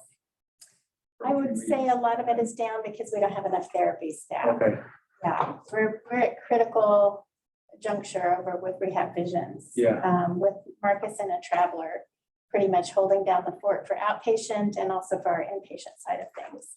Yeah. So we just literally don't have enough therapists to get people in. And as you remember, their sister company for Rehab Visions is a travel agency, and they can't even get traveling therapists. wow. So this is not unique to us. No. Where are they all going then? Is somebody forwarding them all? Where are they? I think they're doing the same thing that the nurses are doing. They're leaving their jobs and they're taking in a really great traveling contract and making a lot of money right now. All right. Very competitive.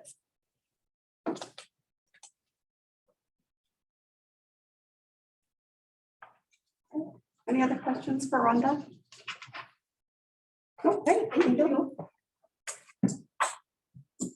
All right, Dr. Jonathan Hibbs, Medical Director of Clinic Operations. Do you have an introduction for us?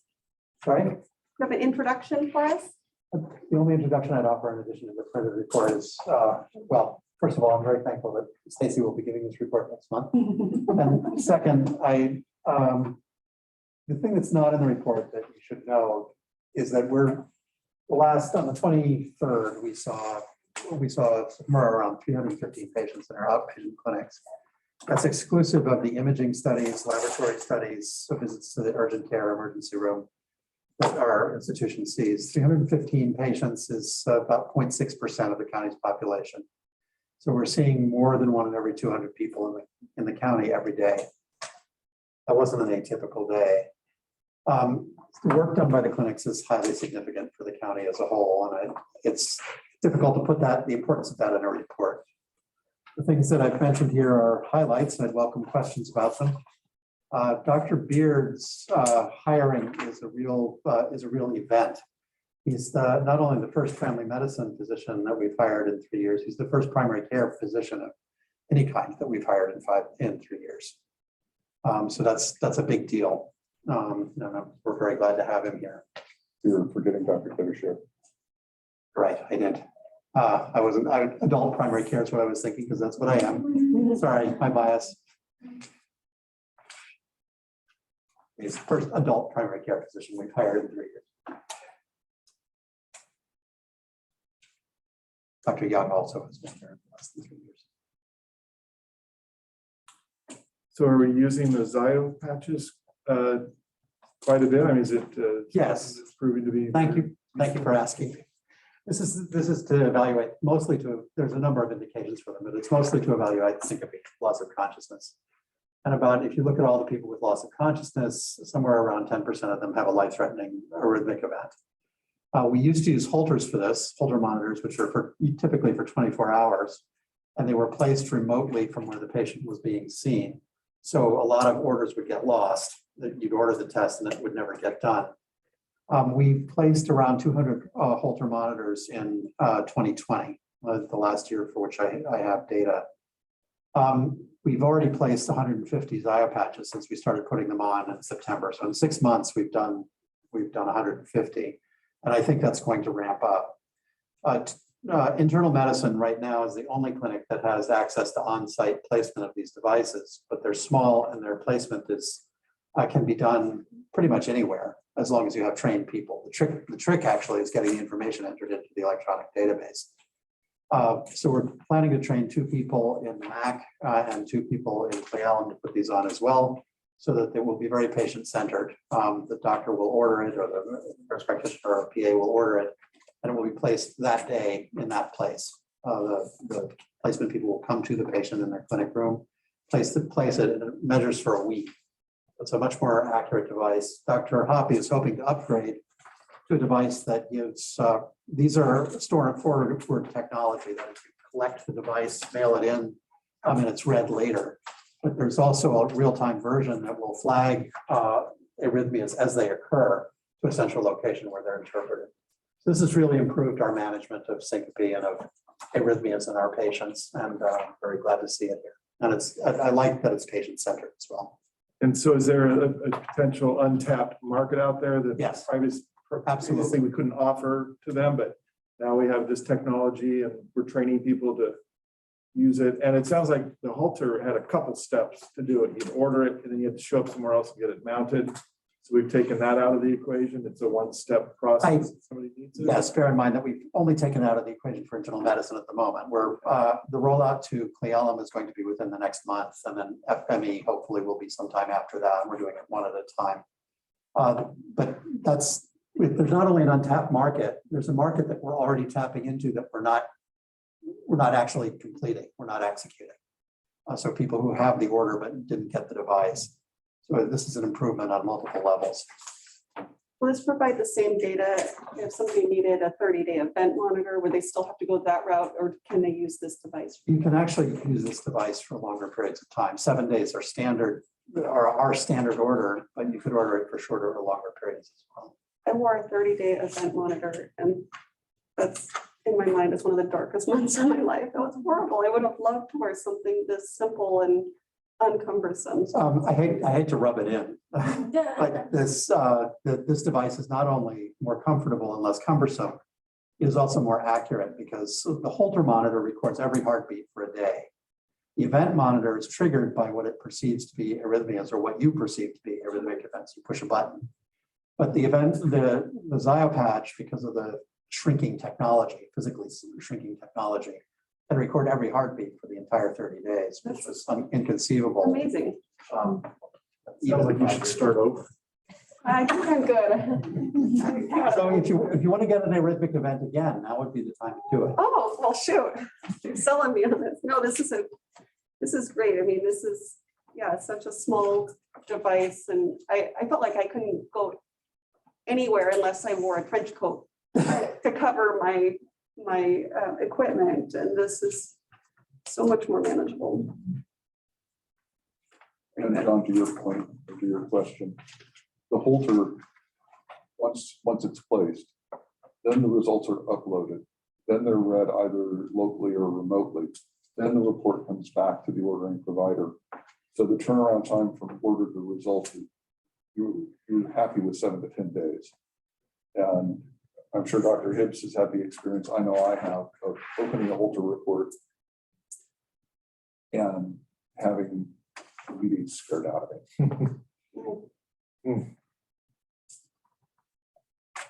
How soon are the ones that will, you said there are some that are monitored in real time? They exist now. We don't have a contract for them, and they're not, they probably wouldn't be used on everybody. Would you have to remain within Wi-Fi range for that to work? Yes. Okay, so no going on a hike or camping or anything like that if you're wanting. Probably not, although somebody who's just fainted might not want to go on a hike in a remote area anyway. And is that the same company and just an upgraded model? Yes, and I have no stock in Zio or any other company of a product that I would order. But you recommend we buy some? Is that what I'm? You can't have any either. Okay. But there are other companies in this space. Zaya was the one that Dr. Hoppy prefers. I assume she doesn't have any stock in them either. And they make both of those devices, but there are other companies that make devices, and they're pretty much getting better every 4 or 5 years. I think Moore's law was that that memory doubles every 2 years, and it's the devices shrink every 2 years. Perfect. Well, thank you.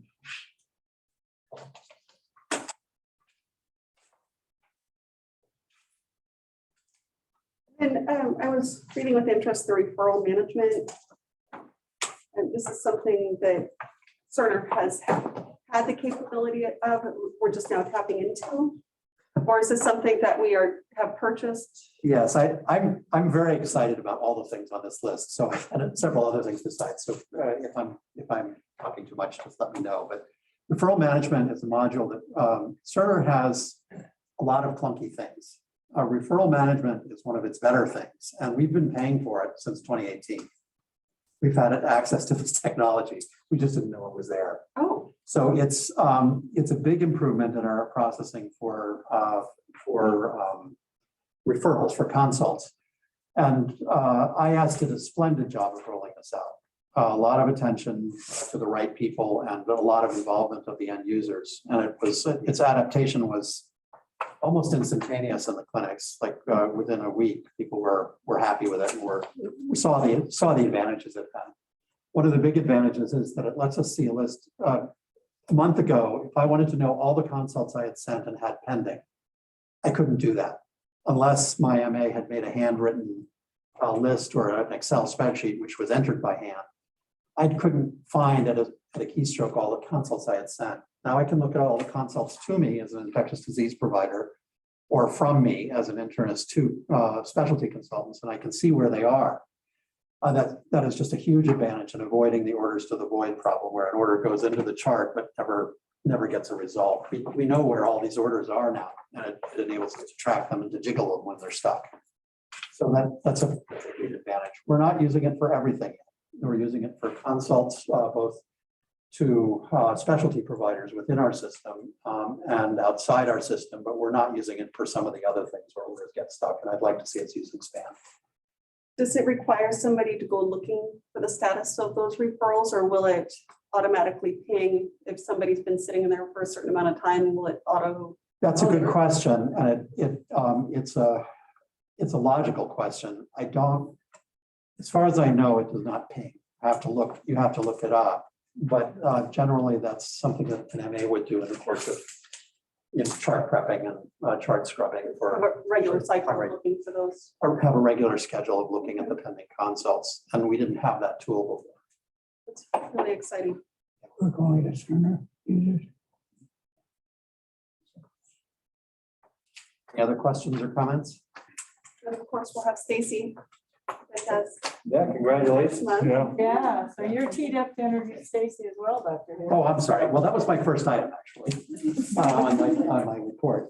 So I'd like to introduce Stacy Olea, who will be the new Chief of Clinic Operations, and we'll be giving this report, as I said, next month.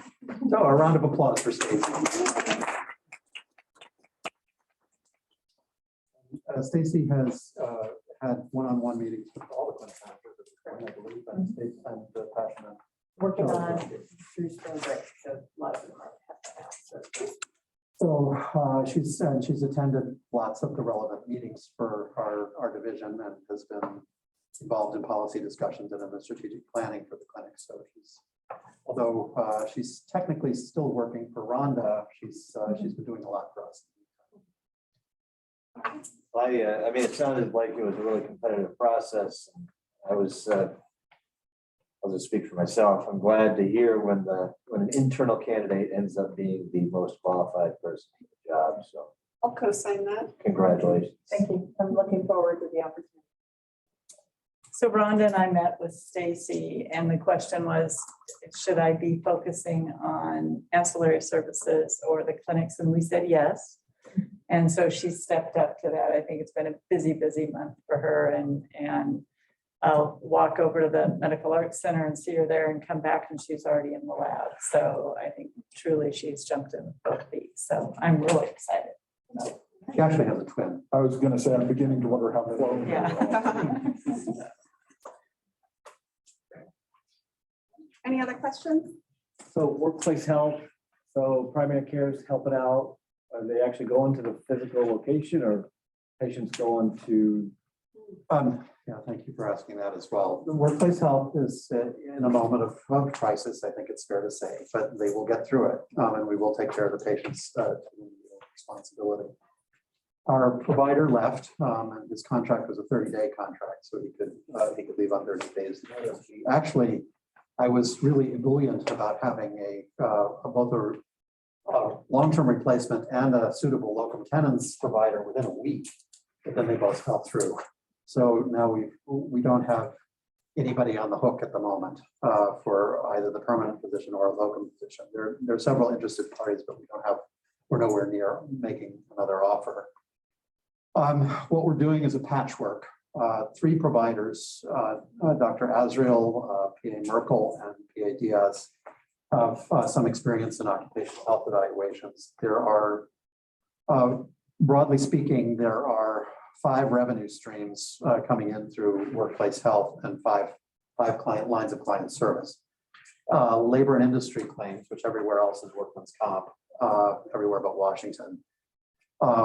CDLs evaluations, commercial driver license evaluations, fit for duty evaluations, VA contract for disability evaluations, and finally a whole raft of services that don't require a provider at all, mainly drug testing and employment, pre-employment stuff, including us as one of their clients.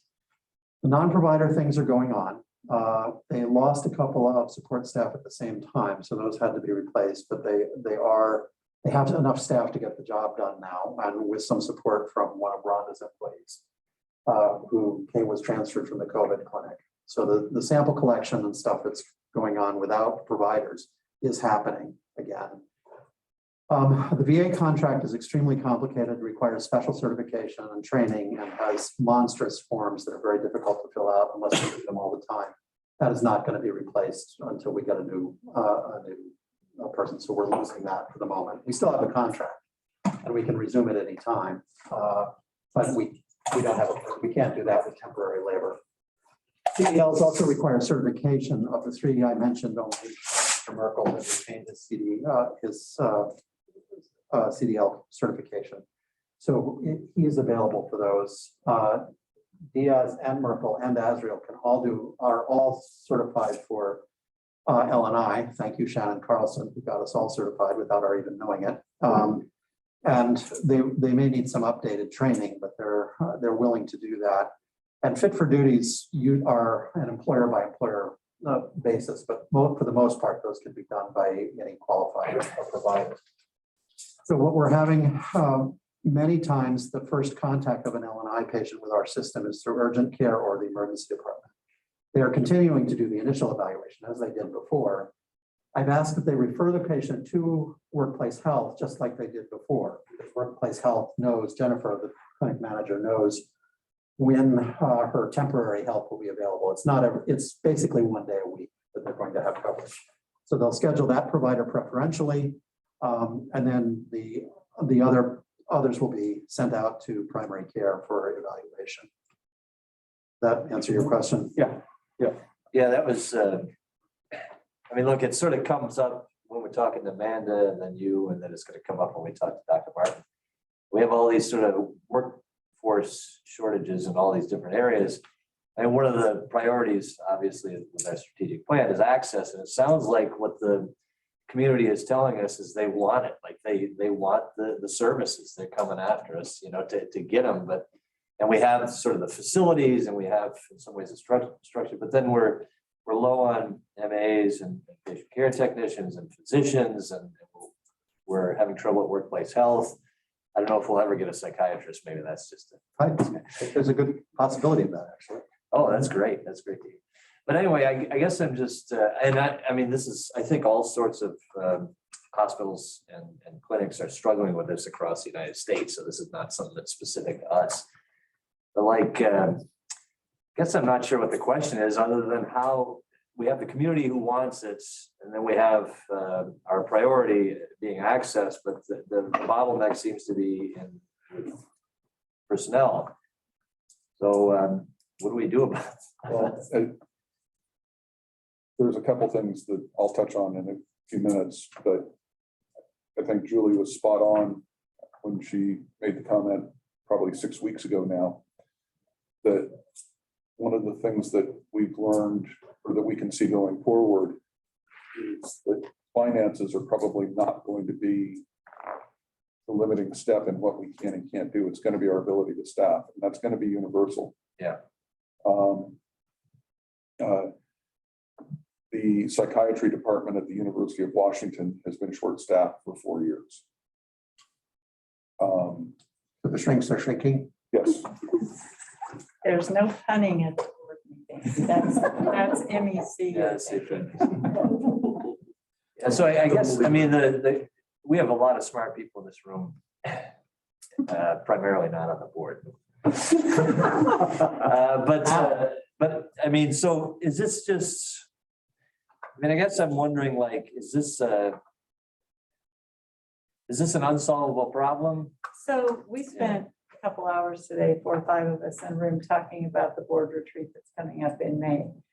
And, you know, one of the things we've been saying through the entire strategic planning process is nobody gets to finish the sentence without saying workforce.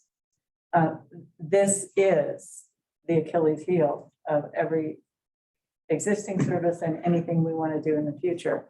As we look at the conversation we want to have with the board in May, it's about not looking at the global workforce, but looking at the workforce, cutting it in a myriad of different ways and asking ourselves, how do we reward? How do we retain? How do we engage? We believe we are the right size organization to engage people. Frankly, I think the big systems that are enormously institutional are going to be bleeding personnel. Now, are they, the great resignation is still going on. People are not willing to work the hours they were working before. So we were talking about that today. How do we create rewards, incentives, the environment to engage people at KVH? I believe that is going to be the job, and it's not going to be the job for 6 months. I think the horizon for this issue is 36 to 60 months until the workforce stabilizes. And it's going to be more than the workforce stabilizing. We're going to have to see the Washington State Legislature relax some of the licensure issues, allow people to do things that they are not allowed to do now, do things like join the nurse compact agreement, where nurses can come in, don't have to go through the full licensing process in Washington State. Even during COVID, we got no traction on that in the Washington State Legislature. So there's 39 states in the union that participate in the compact. Washington would not even entertain. Paramedic who can do so many things in the field can't touch a patient in the hospital. So in addition to sort of just the physical issue we're going to have with identifying people to fill these positions, we're going to have to work with the legislature, with the unions, and with the workforce to make sure that we're doing all we can with the people that we have. But I think, you know, right now we have 70 open positions. We've filled a lot of positions. We also have posted positions anticipating. We've been saying for a while, we're not afraid to overhire. So these positions are open, they are posted. If we can find qualified people, we will be hiring them. So internally, how are we going to build a structure so that we retain these people and they have a career path, or they're working in an environment that they want to continue to work in, providing flexibility, work from home. This consumes about half of our day every day. It's this very topic of, you know, we sent everybody home to work remotely 2 years ago without a plan. How do we balance that now? How do we listen to people who want to work from home entirely or work from home part-time? We're going to have to be a different employer if we're going to attract these people and keep them. And And they are incredibly quick to move and change, and there are a lot of options for them. And that applies to physicians as much as anybody else. Yeah, and there's not an easy to fill position in the organization. So, Yeah, I'm glad we're using the word like crisis, like, because workplace, like the guy who's trying to renew CDL, it's a day of work. If he has to drive to Yakima, $40 in gas to go to Yakima and back. I mean, that's a big deal for some stuff that we will be providing again. So I'm glad we're. and it is a real opportunity if we get it right. And we will get it right. Yeah, thank you. How do they snag the character in Northern Exposure? The whole theme of that show was it? Those programs still exist and we've benefited from them. It's National Health Service Corps loan repayment, where in exchange for 2 to 4 years of service to a community, a certain amount of debt is forgiven. I don't know what the current levels are. I know when I graduated, you got $25,000 of forgiveness for each of the first 2 years and $35,000 a year for the next 2 years. The median debt when I graduated was $130,000, so you could get most of it taken care of in exchange for service. The problem was, especially today, if you look at a map of healthcare shortage areas, healthcare professional shortage areas, HPSA, it's pretty much the entire country. So as part of the process, communities are given HPSA scores. How short are you? And then the feds say we will fund from a HPSA score of X and above. When I first came here, our HPSA score was 18 and the threshold, or excuse me, HPSA score was 17, the threshold was 18. We were able to use federal funds. Now our HPSA score is 16 or 17 and the threshold is 19. So part of it is it's how many programs can you fund before the budget runs out? And I'll tell you that the funding for that program is very much a political process. When I came out of medical school, the HPSA score threshold was on the order of 24. And I did turn down an offer at a women's penitentiary in rural Nevada that would have met criteria. But it's very variable. We do offer loan forgiveness as part of our standard offer. If somebody will contract with us, we will absorb some of their debt. And that's one of the things that we've done to try to be competitive. And I assume other hospitals and clinics are doing the same sort of thing. You're all competing with the same general playbook that you have to work from. So thank you. It's interesting. I'll have a little bit more in a minute. All right. Good. Thank you, Julie. Moving on to medical staff with Chief of Staff, Dr. Timothy O'Brien. Okay, you all have your, you've all seen the virtual committee on these 10 applicants. Yes. Great, great. And we're all kind of on the same page. I don't think I need to read them off individually because I doubt if anybody's remotely watching has any interest in it.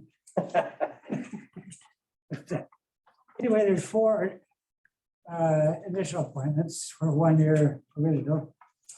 Hospitalist, EMT doc, 2 PAs, family medicine, Ellensburg, 1 orthopedics. And then there's 6 reappointments for 2 year active appointment, Tom Penoyer. And there's 4 associate appointments for telestroke, Yakima Heart, and ONRAD. And 1 allied health professional, Jocelyn Judd, and our ED. And we recommend that you approve these applications as submitted. I'd move to approve the credential file for this month. Right, second? Moved by John and seconded by Terry. All in favor, please say aye. Aye. All opposed, say nay. Motion passes. And I have one more thing, where two policies we had to update that the board needs to approve. And that's the initial appointment policy and the reappointment policy. I don't know if you were sent this stuff ahead of time, but it's, what it is, it's just updating our appointment and reappointment policies to match the fact that we're using electronic virtual committee methodology now instead of paperwork. And Shannon's done a lot of work to report and describe how it's actually done. And we did review these at the MEC, and we're quite happy with the way they appeared. So MEC recommends that you approve these updating of these appointment, reappointment policies. We have to do them separately. One's initial. We do it together. If you have a different Appointment choice, and initial. if you have a different choice, you need to do them separately. If you agree 100%, either both or none, and you don't have to do I mean, it. I move to approve both. Second? Moved by Matt and seconded by Terry to approve both the reappointment policy and procedure and the initial appointment policy. All in favor, please say aye. Aye. All opposed, say nay. Motion passes. Thank you very much. That's all I have. Thank you. So Chief Medical Officer Dr. O'Brien, Raise your hand. introduce yourself really. thank you. Two quick comments. Well, one quick comment, one hopefully quick comment. The quick comment, since my report went to press, our county case rate is down to 50 per 100,000. The state case rate is down to about 105, How many per 100 per here? 56 over 14 days. For That is the low- 100,000? Yeah. So That's the lowest that we've seen since July of last year. The rate at which it's fallen is slowing, so it's starting to plateau. Nobody expects that it will go back to zero. And as I've mentioned in my report, ask me in a few weeks and I'll tell you whether this is transition to endemic or the lull between surges. But I am trying hard to remain guardedly optimistic.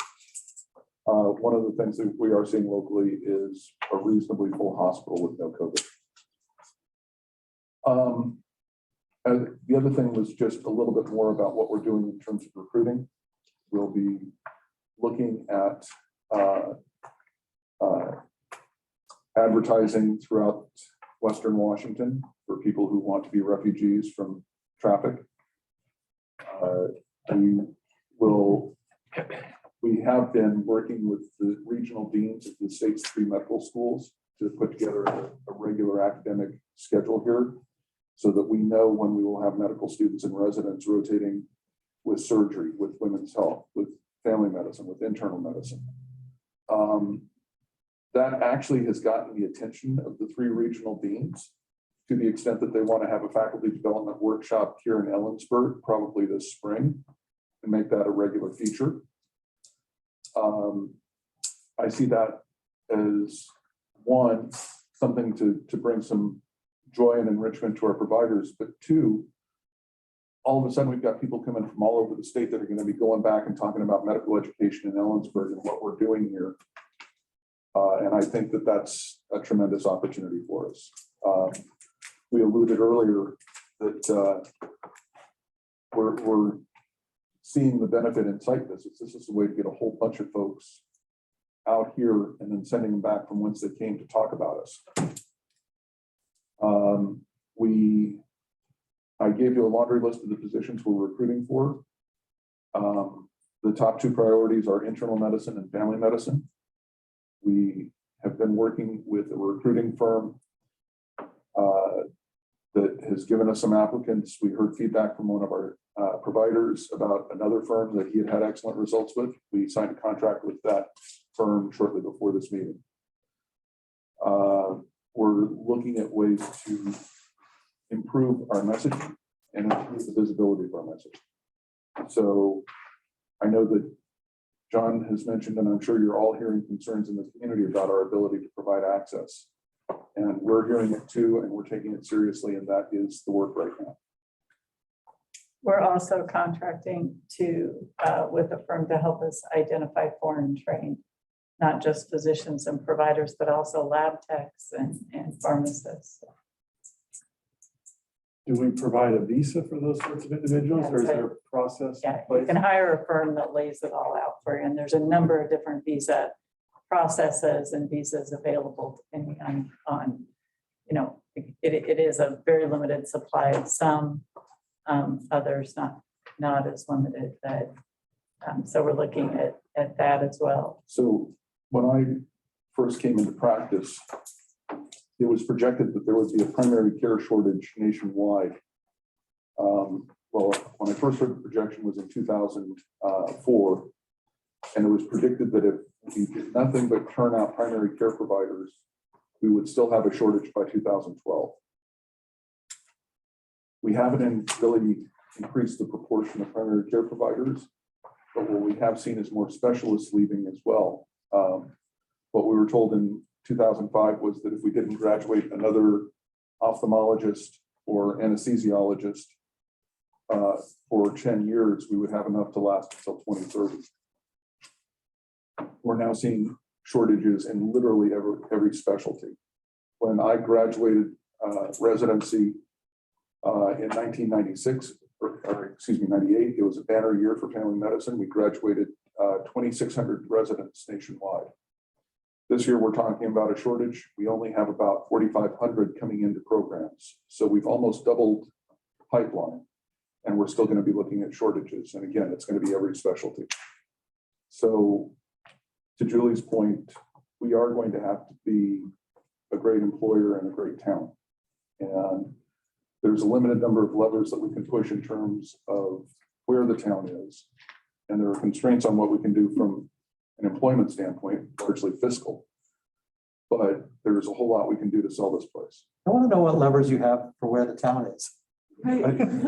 I think I said they were limited Limited as a. and seismic. We are considering like a minibus between here and Yakima. I think we're getting to the tipping point where that would make sense. So. Actually, if there is a large earthquake, we could become beachfront. Oh my God. The Fingers crossed. minibus idea would also be a great way to That's subsided. advertise with branded There you go. vehicles. Is that something that we would likely do in-house or contract out? Probably contract. And we did look at it like 2 or 3 years ago. We looked at doing that, and obviously there's some logistics issues with it, but no, we truly are. Every time we turn around, we're hiring someone from, well, raise your hand if you're from Yakima. Yeah. I think it got sidelined by COVID because we said we didn't want to cram all our employees in one vehicle and have them get each other sick. And you get a latte, we'll make sure you stop it. At exit 11. But there, I mean, I don't know if John mentioned this earlier, you sort of referenced this, but yeah, I'm hearing things too from people in the community who are sort of saying, well, to give you one example, someone, and this isn't about physicians, this is about something else, but they may have a heart problem, so they're going to do one of those stress tests.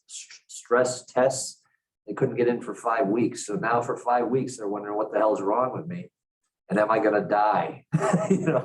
Because I'm not going to know for 5 weeks. I basically just have to sit still, and I don't know what to tell them other than don't run fast or something. What am I supposed to do? Tell them to So just. this is here, they're not able to get in? Yeah, this is here, yeah, and it seems like we're sort of victims of our own success or something, because we, access and hey, come on and get us, and then they all just start pouring in and we can't handle it. Well, can I just, I feel compelled to jump in here because senior leadership team in this facility will beat itself up for that 5-week mark. It's 11 weeks on the west side of the mountain. So this is not a KVH phenomenon. Yeah. If you want to go get in line at Swedish, if you want to start calling around to see when you can get into dermatology, to see when you can get into pulmonology, the best way to do that is in the back seat of an ambulance. So this is everywhere. And you have not only just the shortage that Dr. Martin was talking about, but you have narrow networks. You have insurance companies deliberately reducing access as well, and not just narrowing the availability, but moving that around within their markets. So last year you could go to Providence. This year you can't go to Providence. You have to go to Virginia Mason. And there's just the noise level that the shortage is causing is just absolutely enormous. Well, I have faith and trust in the leadership of this organization. So this is not, this is just a general concern, and I'm glad it's on your mind. So it's more about, it's not about any sort of worry that you guys aren't on top of it. I know you're on top of it. It's just, some of the people in the community are a little frustrated. I don't think at KVH, it's just a general situation. Well, first of all, the people in this room do think you need to be able to get a stress test tomorrow. That's the standard they set for themselves. And then they wring their hands and go home feeling bad because they haven't been able to do that. That's the nature of the people that work at KVH. But when you live in a town like Ellensburg, people have a tendency when they get into the Virginia Mason system or they get into Providence and it's 11 weeks, they go, huh. When it's their local hospital, they go, that's ridiculous. What do you mean I have to wait? It's like the complaints that we get that people had to wait an hour and a half in the emergency department. Well, take yourself over to Yakima and we'll see you next Tuesday. They set a very different standard when it's their community hospital. They don't expect us. And largely because we haven't had those kinds of wait times and backlogs. Previously it was just, no, we're not accepting new patients. So it's doesn't feel good. Yeah. Yeah, it doesn't feel good. Dr. Martin, you'd mentioned that you felt Zoom was not working to our benefit during the COVID period for recruitment. Well, I would reframe it a little bit. It was the best option we had during COVID, but it was inferior to what we had prior. Having them here in person and showing around. Is there some hybrid we can do, even as we don't know what's going to happen with COVID? Potentially a short 1 or 2 minute marketing video that highlights you can ski, snow and water within 30 minutes. That meeting was earlier today. Way ahead of me. And we're bringing them back. Wear a mask, get back here. So We have some of our recent hires that are really enthusiastic about working here and pulled me aside and said, how can I help? Testimonials. As long as they come across as sincere, they're really powerful. And folks that left high volume urban centers because they wanted the life here. Yeah. And that's the message that I want to get out. And if I'm open to suggestions, we were talking about a YouTube channel. We were talking about videos on LinkedIn. We're looking at full page ads in the I-5 corridor. Portland and Burlingame. Yep. When we talk about videos, have we done any chronicling of what people do on their off time? Follow them around on a hike or down on their boat? Or drones are wonderful things. The other thing that we've talked about is interspersing somebody sitting in I-5 traffic in the rain with somebody. I was just in Seattle for the last 2 days, and it's like I was going to break out in hives. Traffic was stopped everywhere on the freeway. And intersperse the stationary car with scenes from your 5-minute commute across the valley. One stop sign. Yeah. Yeah, I said we should give them gas cards when they visit and say, this is the last gas card you'll ever need.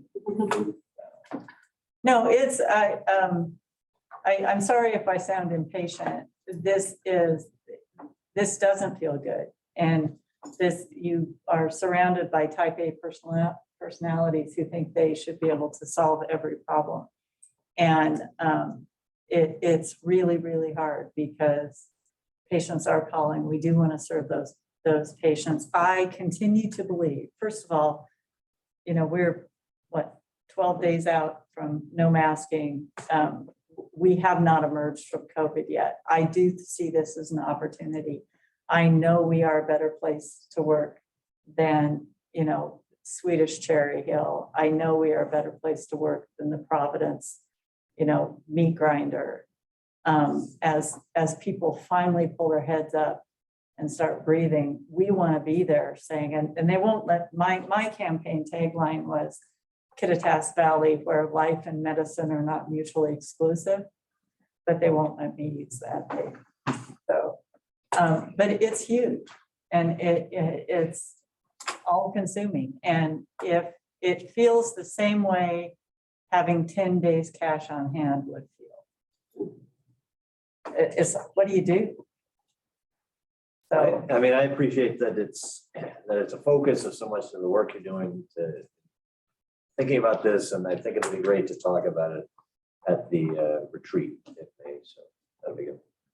Thank you. We can have workforce t-shirts, so we always remember that that's. you're going to do a tabletop exercise. But will there be a TikTok video? Maybe they'll just try to recruit us from the MA. There you go. Well, Very well. Like anyone. we appreciate that it's being taken so seriously. I know the solutions are very hard. But now we're working on it. Any other questions? Well, my only, God, our vaccination rates are still there at 50%. I mean, could that number be off because is that bad? We gave 4 doses last week. Yeah, Terry told me he gave 4 first doses. Was I good? the other I day. apologize. I was quoting this morning's report. It was yesterday. It wasn't all week. So extrapolate it, say 30 doses a week. A lot less, but they're still happening, trickling. And that's first or second dose, not. A That's lot just, of them are boosters. Yeah, well, the other day, I gave 4 people their first dose. And they were in their 20s. And they started getting COVID. And I congratulated them on doing it because the community will be very happy that they started to get vaccinated. But I thought it was kind of interesting that they waited this long to get jabbed. well, in fairness, it's the vaccines have been out for 14 months. And there was always going to be 3 subsets of the population. Right. There was going to be the right now, the never, and a minority of I'm not sure, I want to wait. And we'll see that trickle come in.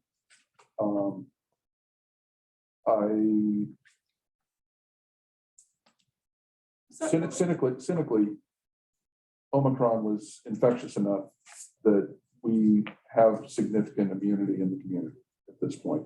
I did interview a couple of them and find out why they didn't get vaccinated earlier. And what you just said is that they wanted to see what the rest of the population did with their vaccines before they reached out to get one. I heard that a lot. Yeah, yeah, And I mean, the third hand that I grew fell off almost right away. yeah. And are we still offering 3 different potential or We don't have a supply and But still, we still have it. Expires in April, I think, and then in August of the Johnson & Johnson. Yeah. But I don't think we're ordering anymore. do people still come in and tell you what they want, or is it recommended by their provider or pharmacist or? I think what's they open? are generally asking, it's a mix. but the federal guidance at this point is preference for mRNA viruses, whether that's Pfizer or Moderna. And is there subsequently still a fair amount of waste?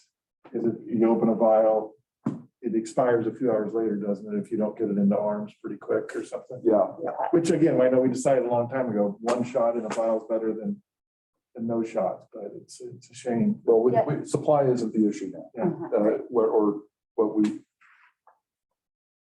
the way that I've been framing it since the guidance changed was when we were short of vaccine, we didn't want to waste a dose. We're short of demand, we don't want to waste an arm. Right? So right now, the challenge is to use it all even before it expires, even if you don't open. A closed vial, a sealed vial even might expire. Yeah. We do report our primary and secondary doses to HHS and then keep track of boosters, just in case that gets reported every Wednesday.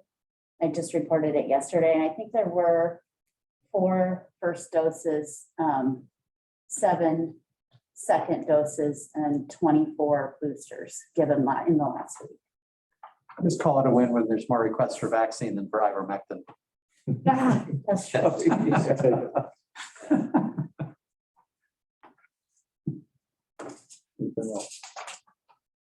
Thank you. Thank you. All right, finance with Chief Financial Officer Scott Blender. Well, thank you. I have, let's start on page 59, but I was actually surprised to have, I've got all in all positive results to report for the month of February. And I was actually pleasantly surprised to report positive results in January. And once again, I report positive results for February. Page 59, you'll see the our stats, and our admissions to the hospital were greater than budget for the month. Our year-to-date, our patient days are significantly over the budget for the month, and for year-to-date, that's line 2. And to kind of put it in perspective, year-over-year, you see 775 year-to-date through February versus 528. So our inpatient volume has been significantly better than we had expected. We exceeded our budget on deliveries for the month, and we're almost at budget year-to-date, but we're ahead of where we were last year, and by 7 deliveries. And then on the inpatient procedures, even though without the ability to do non-emergent, we had emergent cases that needed to be done, so we exceeded budget. And then you see the negative variances on the outpatient procedures line as well, and GI procedures. ER was not quite as busy as we had expected. And for the first time in I don't know how long, lab volumes were below budget. And to kind of put it in perspective, we did 1,665 COVID tests in February. In January, we did 5,068. The total revenue related to COVID tests in January was $1.3 million. In February, it was $287,000. So the revenue has dropped, off completely. $1 million drop in just 1 month. And March has trended even lower than February was. I just have to point out Rhonda and April Grant and Michelle Sexton have worked incredibly hard to get our home health volume staffed, and we actually exceeded the number of home health budgets, home care visits that we're able to do for the month, and the amount of work to get to that, to be able to continue to serve patients, that is a big deal. And then you see the clinic visits ahead of budget. And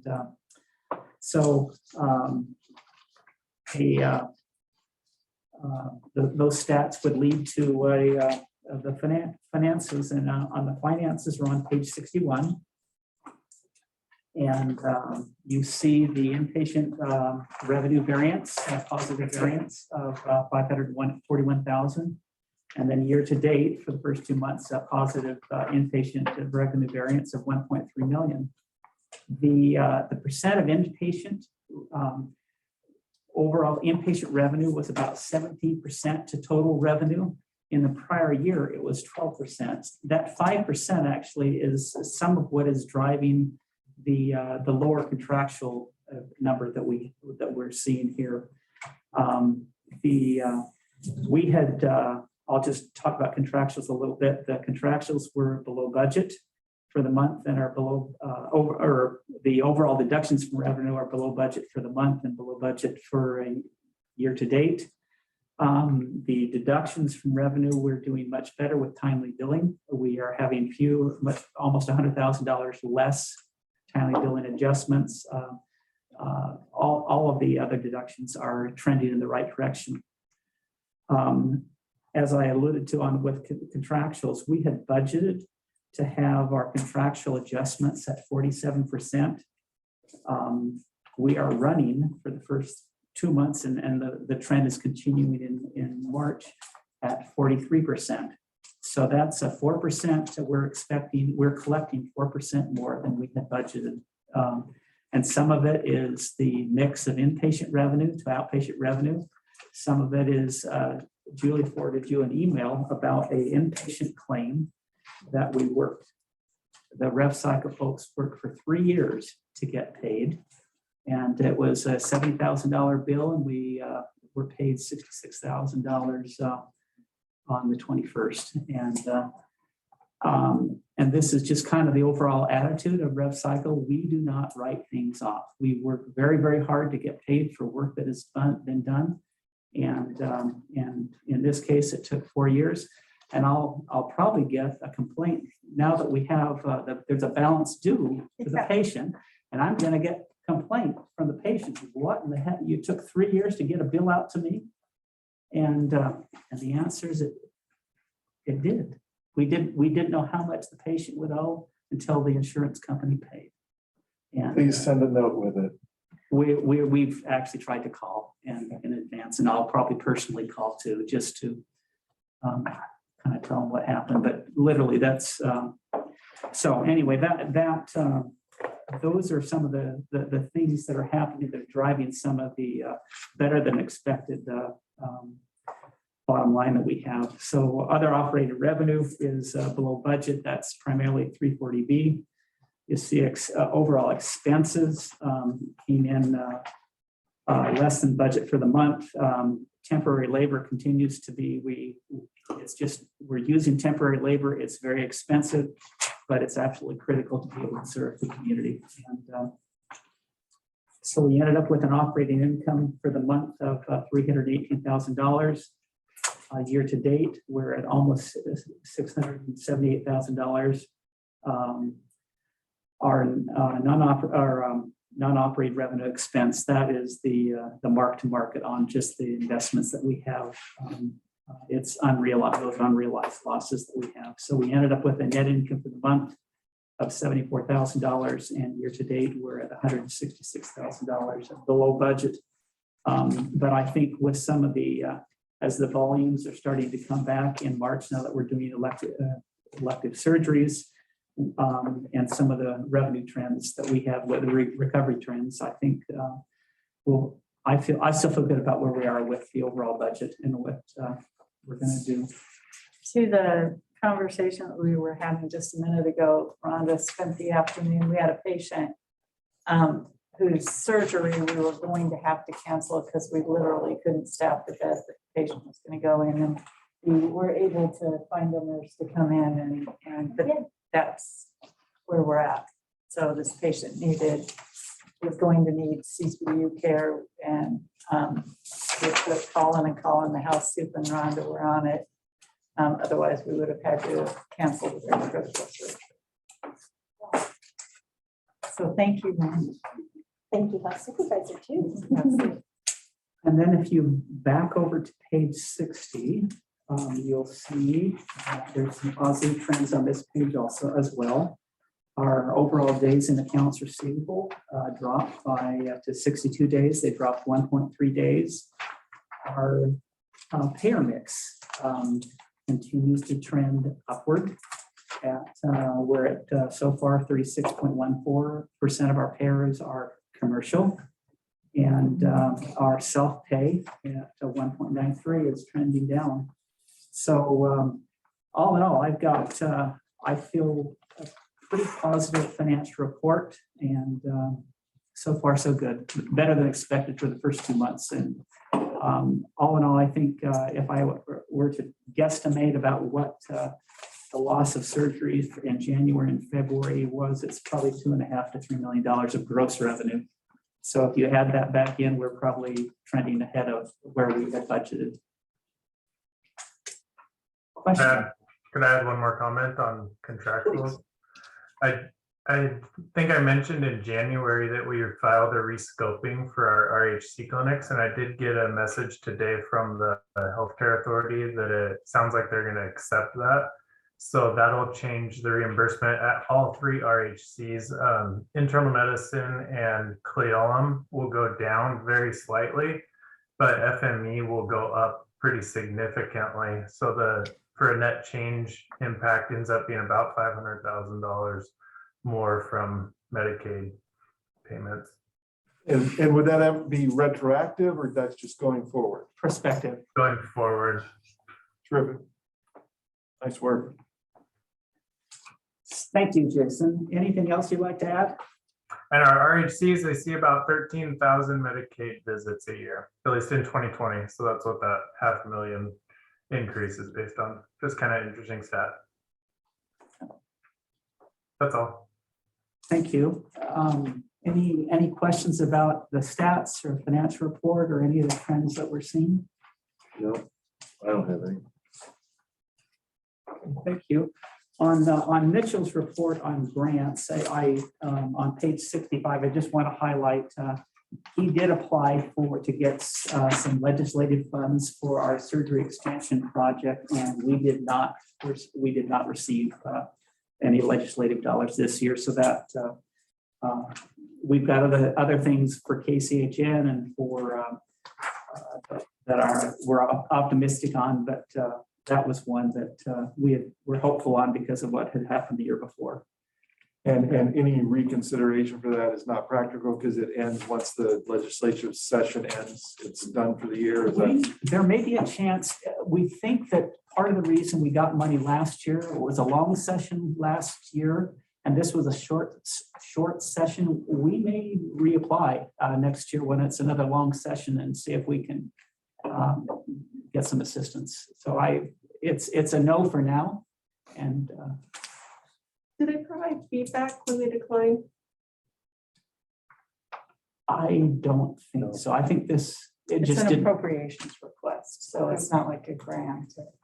In general, though, when applying for a grant, do They do. provide feedback of why?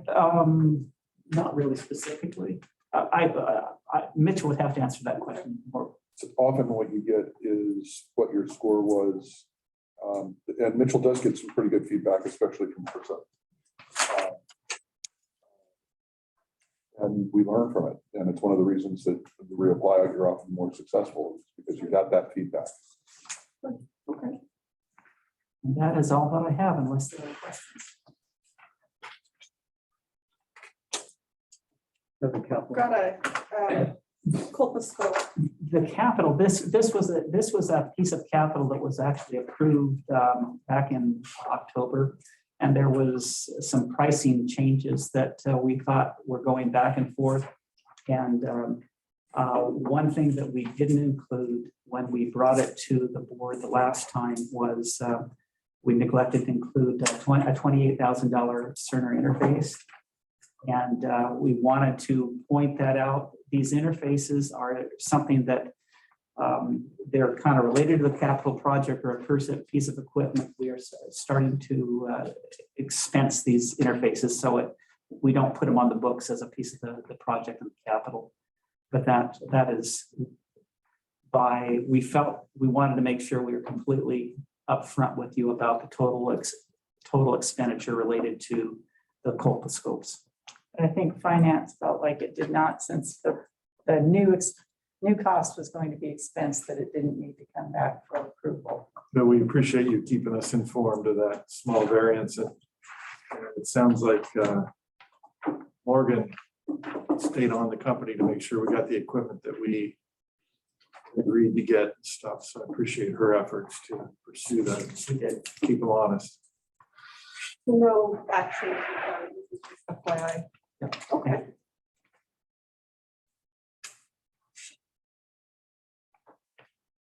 All right. Thank you, Scott. Thank you. And then Michelle is not with us this evening. Look forward to her report next month. Yes, you'll have the operations reports next month. Very good.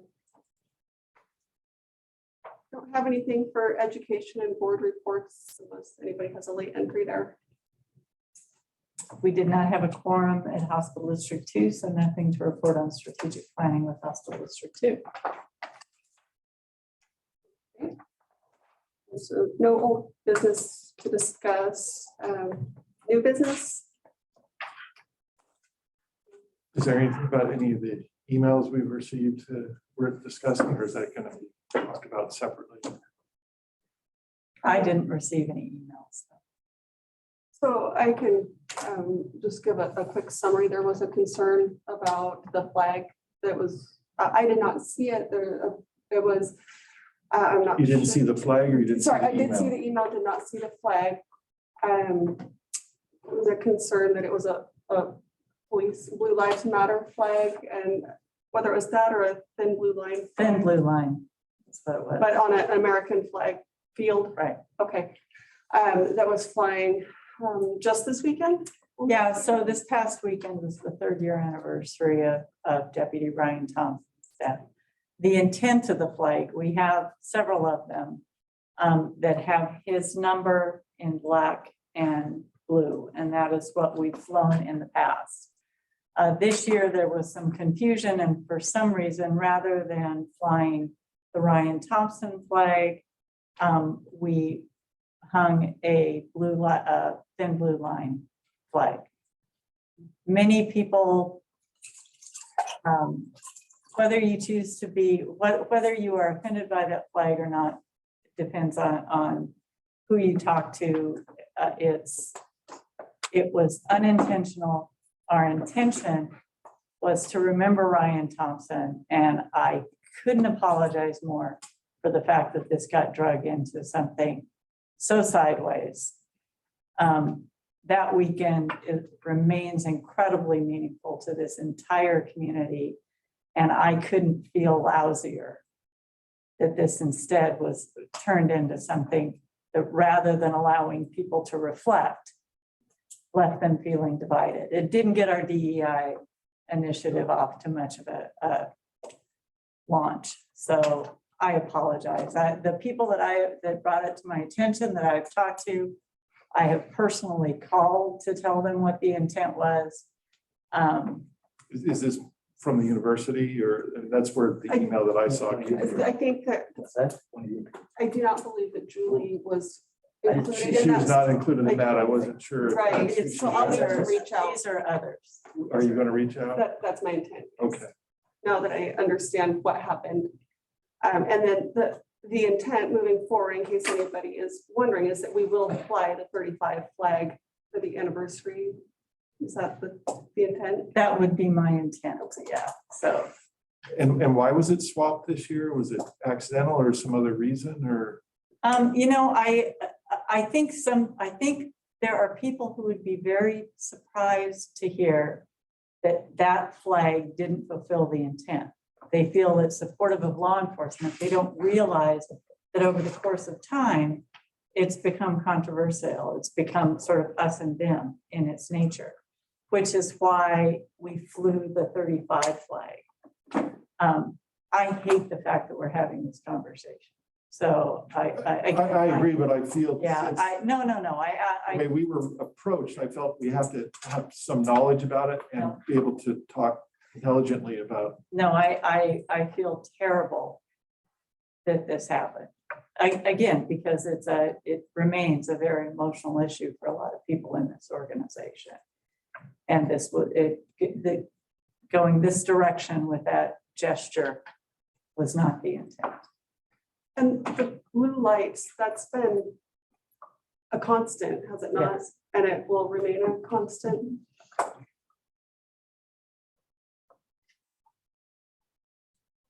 And yes, I will definitely reach out and explain. the Because I think it needs a situation. response of some sort, so that'd be great. Do you prefer when I Well, I CC? have to say something. I feel kind of bullied by that whole email. Right, I mean, I know it's polarizing, but, you know, there's the other side of the story. If you're supporting law enforcement, you're supporting the tragedy that happened in this community. I think that that's a So, way to, And Rob, There are two sides. I'm not taking sides. I'm just saying we were contacted and I want to acknowledge that we were contacted, but We're finding this sort out of how we feedback can is really apologize. important if we want to have a consensus Yes. as to how to respond. Yeah, I don't think we need to apologize. I think we acknowledge it. my intent is to explain that the plan had been to fly the 35 and the 35 was not flown instead of the other one. And moving forward, we plan to fly the 35. And regardless of, I apologize to you. I apologize to this board that I made that error. So, I don't think even there. When I reply, is it helpful that I CC you and so you know what my reply is and that it's been taken care of? I mean, you reporting at the board that you've done it is better for me, Yeah, me too. but it's either way. So similarly, if we get an email to the board as a whole and I reply and don't CC you, you don't know that it's been handled unless I reach out in a separate email or messaging of some sort. What's the- Yeah, like I've explained in the past, when it comes to the group of us, I'm uncomfortable until I know for sure That it's- somebody has responded. And again, I'm in complete agreement with Bob. I'm not saying apologize. I'm saying just, so you were It heard. needs to be acknowledged. And then you're acknowledging this is why this happened. But I don't think we've had enough discussion to know if there's an apology. I mean, it's divisive times. One wrong word can set people off, even if it's not intentional. So it's one of those things that to go much deeper, we'd have to bring that group in or meet somewhere and actually have a discussion. Sure. Because like Bob said, it was kind of an aggressive letter without them reaching out first for an explanation. But I just want to say, you've been heard. Here's why it was done. And, you know, and if they want more, they can reach out again and ask for more. But yeah, I don't want yours to become an apology. I want it to become, you've just been heard, you know. I understand that. I agree. As far as me messaging to you that I have replied to an email, so you don't have to wonder if it needs reply, is that something I I should would text probably out? that- prefer Hey, I- maybe the rest of us a blind CC, because I don't want to create a dialogue unintentionally that way. Sure. But if Matt, I'm also like Matt said, I'm content if a month from now during the meeting or whatever you just say, just so you know, I responded to that email. So is the thought then that no news is good news and you will assume that I, Yeah, I'll assume when we leave here in the Reply. near future, you'll have some response unless I hear different. But and I, going forward for other emails as well, is that the thought? I wouldn't want you to be uncomfortable that emails aren't being answered if it's radio silence, because that's ultimately what it would be for until the next meeting. I think if we're not sure whether you responded, then you could just, like John said, just blank copy us. Well, I kind of inherently feel that the president of the board shoulders the initial, you know, when it's just commissioners here, I'm upset about this or, you know, whatever. I'm assuming the president is responding, Okay. if we want to set that as a precedent. I But want to I would avoid, just one more. I want to avoid the phenomenon in which I would reply and then other people also reply independently of that. And then the original sender gets bombarded with messages and God forbid the messages are different. Well, that's, we want a unified voice when it's to the board. So it's tricky because at each instance is probably, this would happen to come a few hours before a board meeting. So we're all meeting to talk about it. But if this happened 2 weeks ago and I hadn't heard from you, I'd be more anxious that nothing. Again, I don't, I'm just looking for the proper way to signal that I have sent a message is all. yeah, That's fine, blank copies. yeah, I want, Matt's given up. I mean, like in this situation, if you're telling us you're gonna do it, That's good I enough. don't need to see it. But if we get another email 2 weeks from now, for us to know that you responded, Okay. it would be nice to. I would like to see the response, so. So BCC. But I also believe, like Don said, if you could copy us as a BCC, the blind carbon copy. That way we can read it, and consequently, that way our email address isn't thrown out there.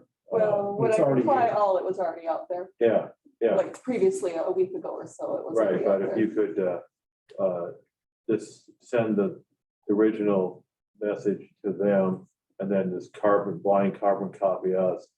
I would like to read that, because I'd like to read your response in case for some reason I have somebody else out there, I want to back up your response. Makes sense. I don't believe board members should be giving different responses, Fragmented message.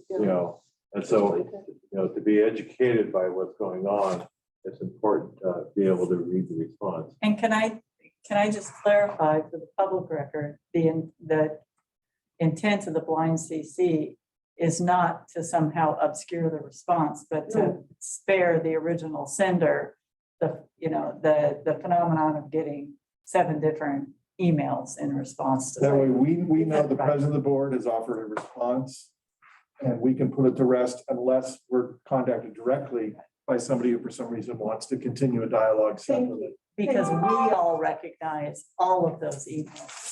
Right, sorry, that I did not. mean No, that no, to I sound just- transparent, but thank you for I just want clarifying. whoever's listening to this. Yes. I just wanted to Posterity's- show a unified voice coming from one, the president of the board. So. Right, it would not hide any information. Right. Okay. Yes, thank you. Any other new business? No? Okay. With that, we'll recess to executive session to discuss real estate per RCW 42.30.110, open close parentheses B, and we anticipate that we need No action, no action. no action. How many minutes? I would say 45 minutes. 45 minutes. How long of a break before executive commences? So do we want a 7-minute break, reconvene at 5 till? My high-powered math tells me we'd be done by 4. Hey, Jason, do you think I can get a case of that? I'll get one. Okay, I'll give it to the open door free play. Oh, that's great. Thank you so Just much, one, everybody. anybody else? Favorite. Take Oh, this. yes. Huh? We got 45 minutes.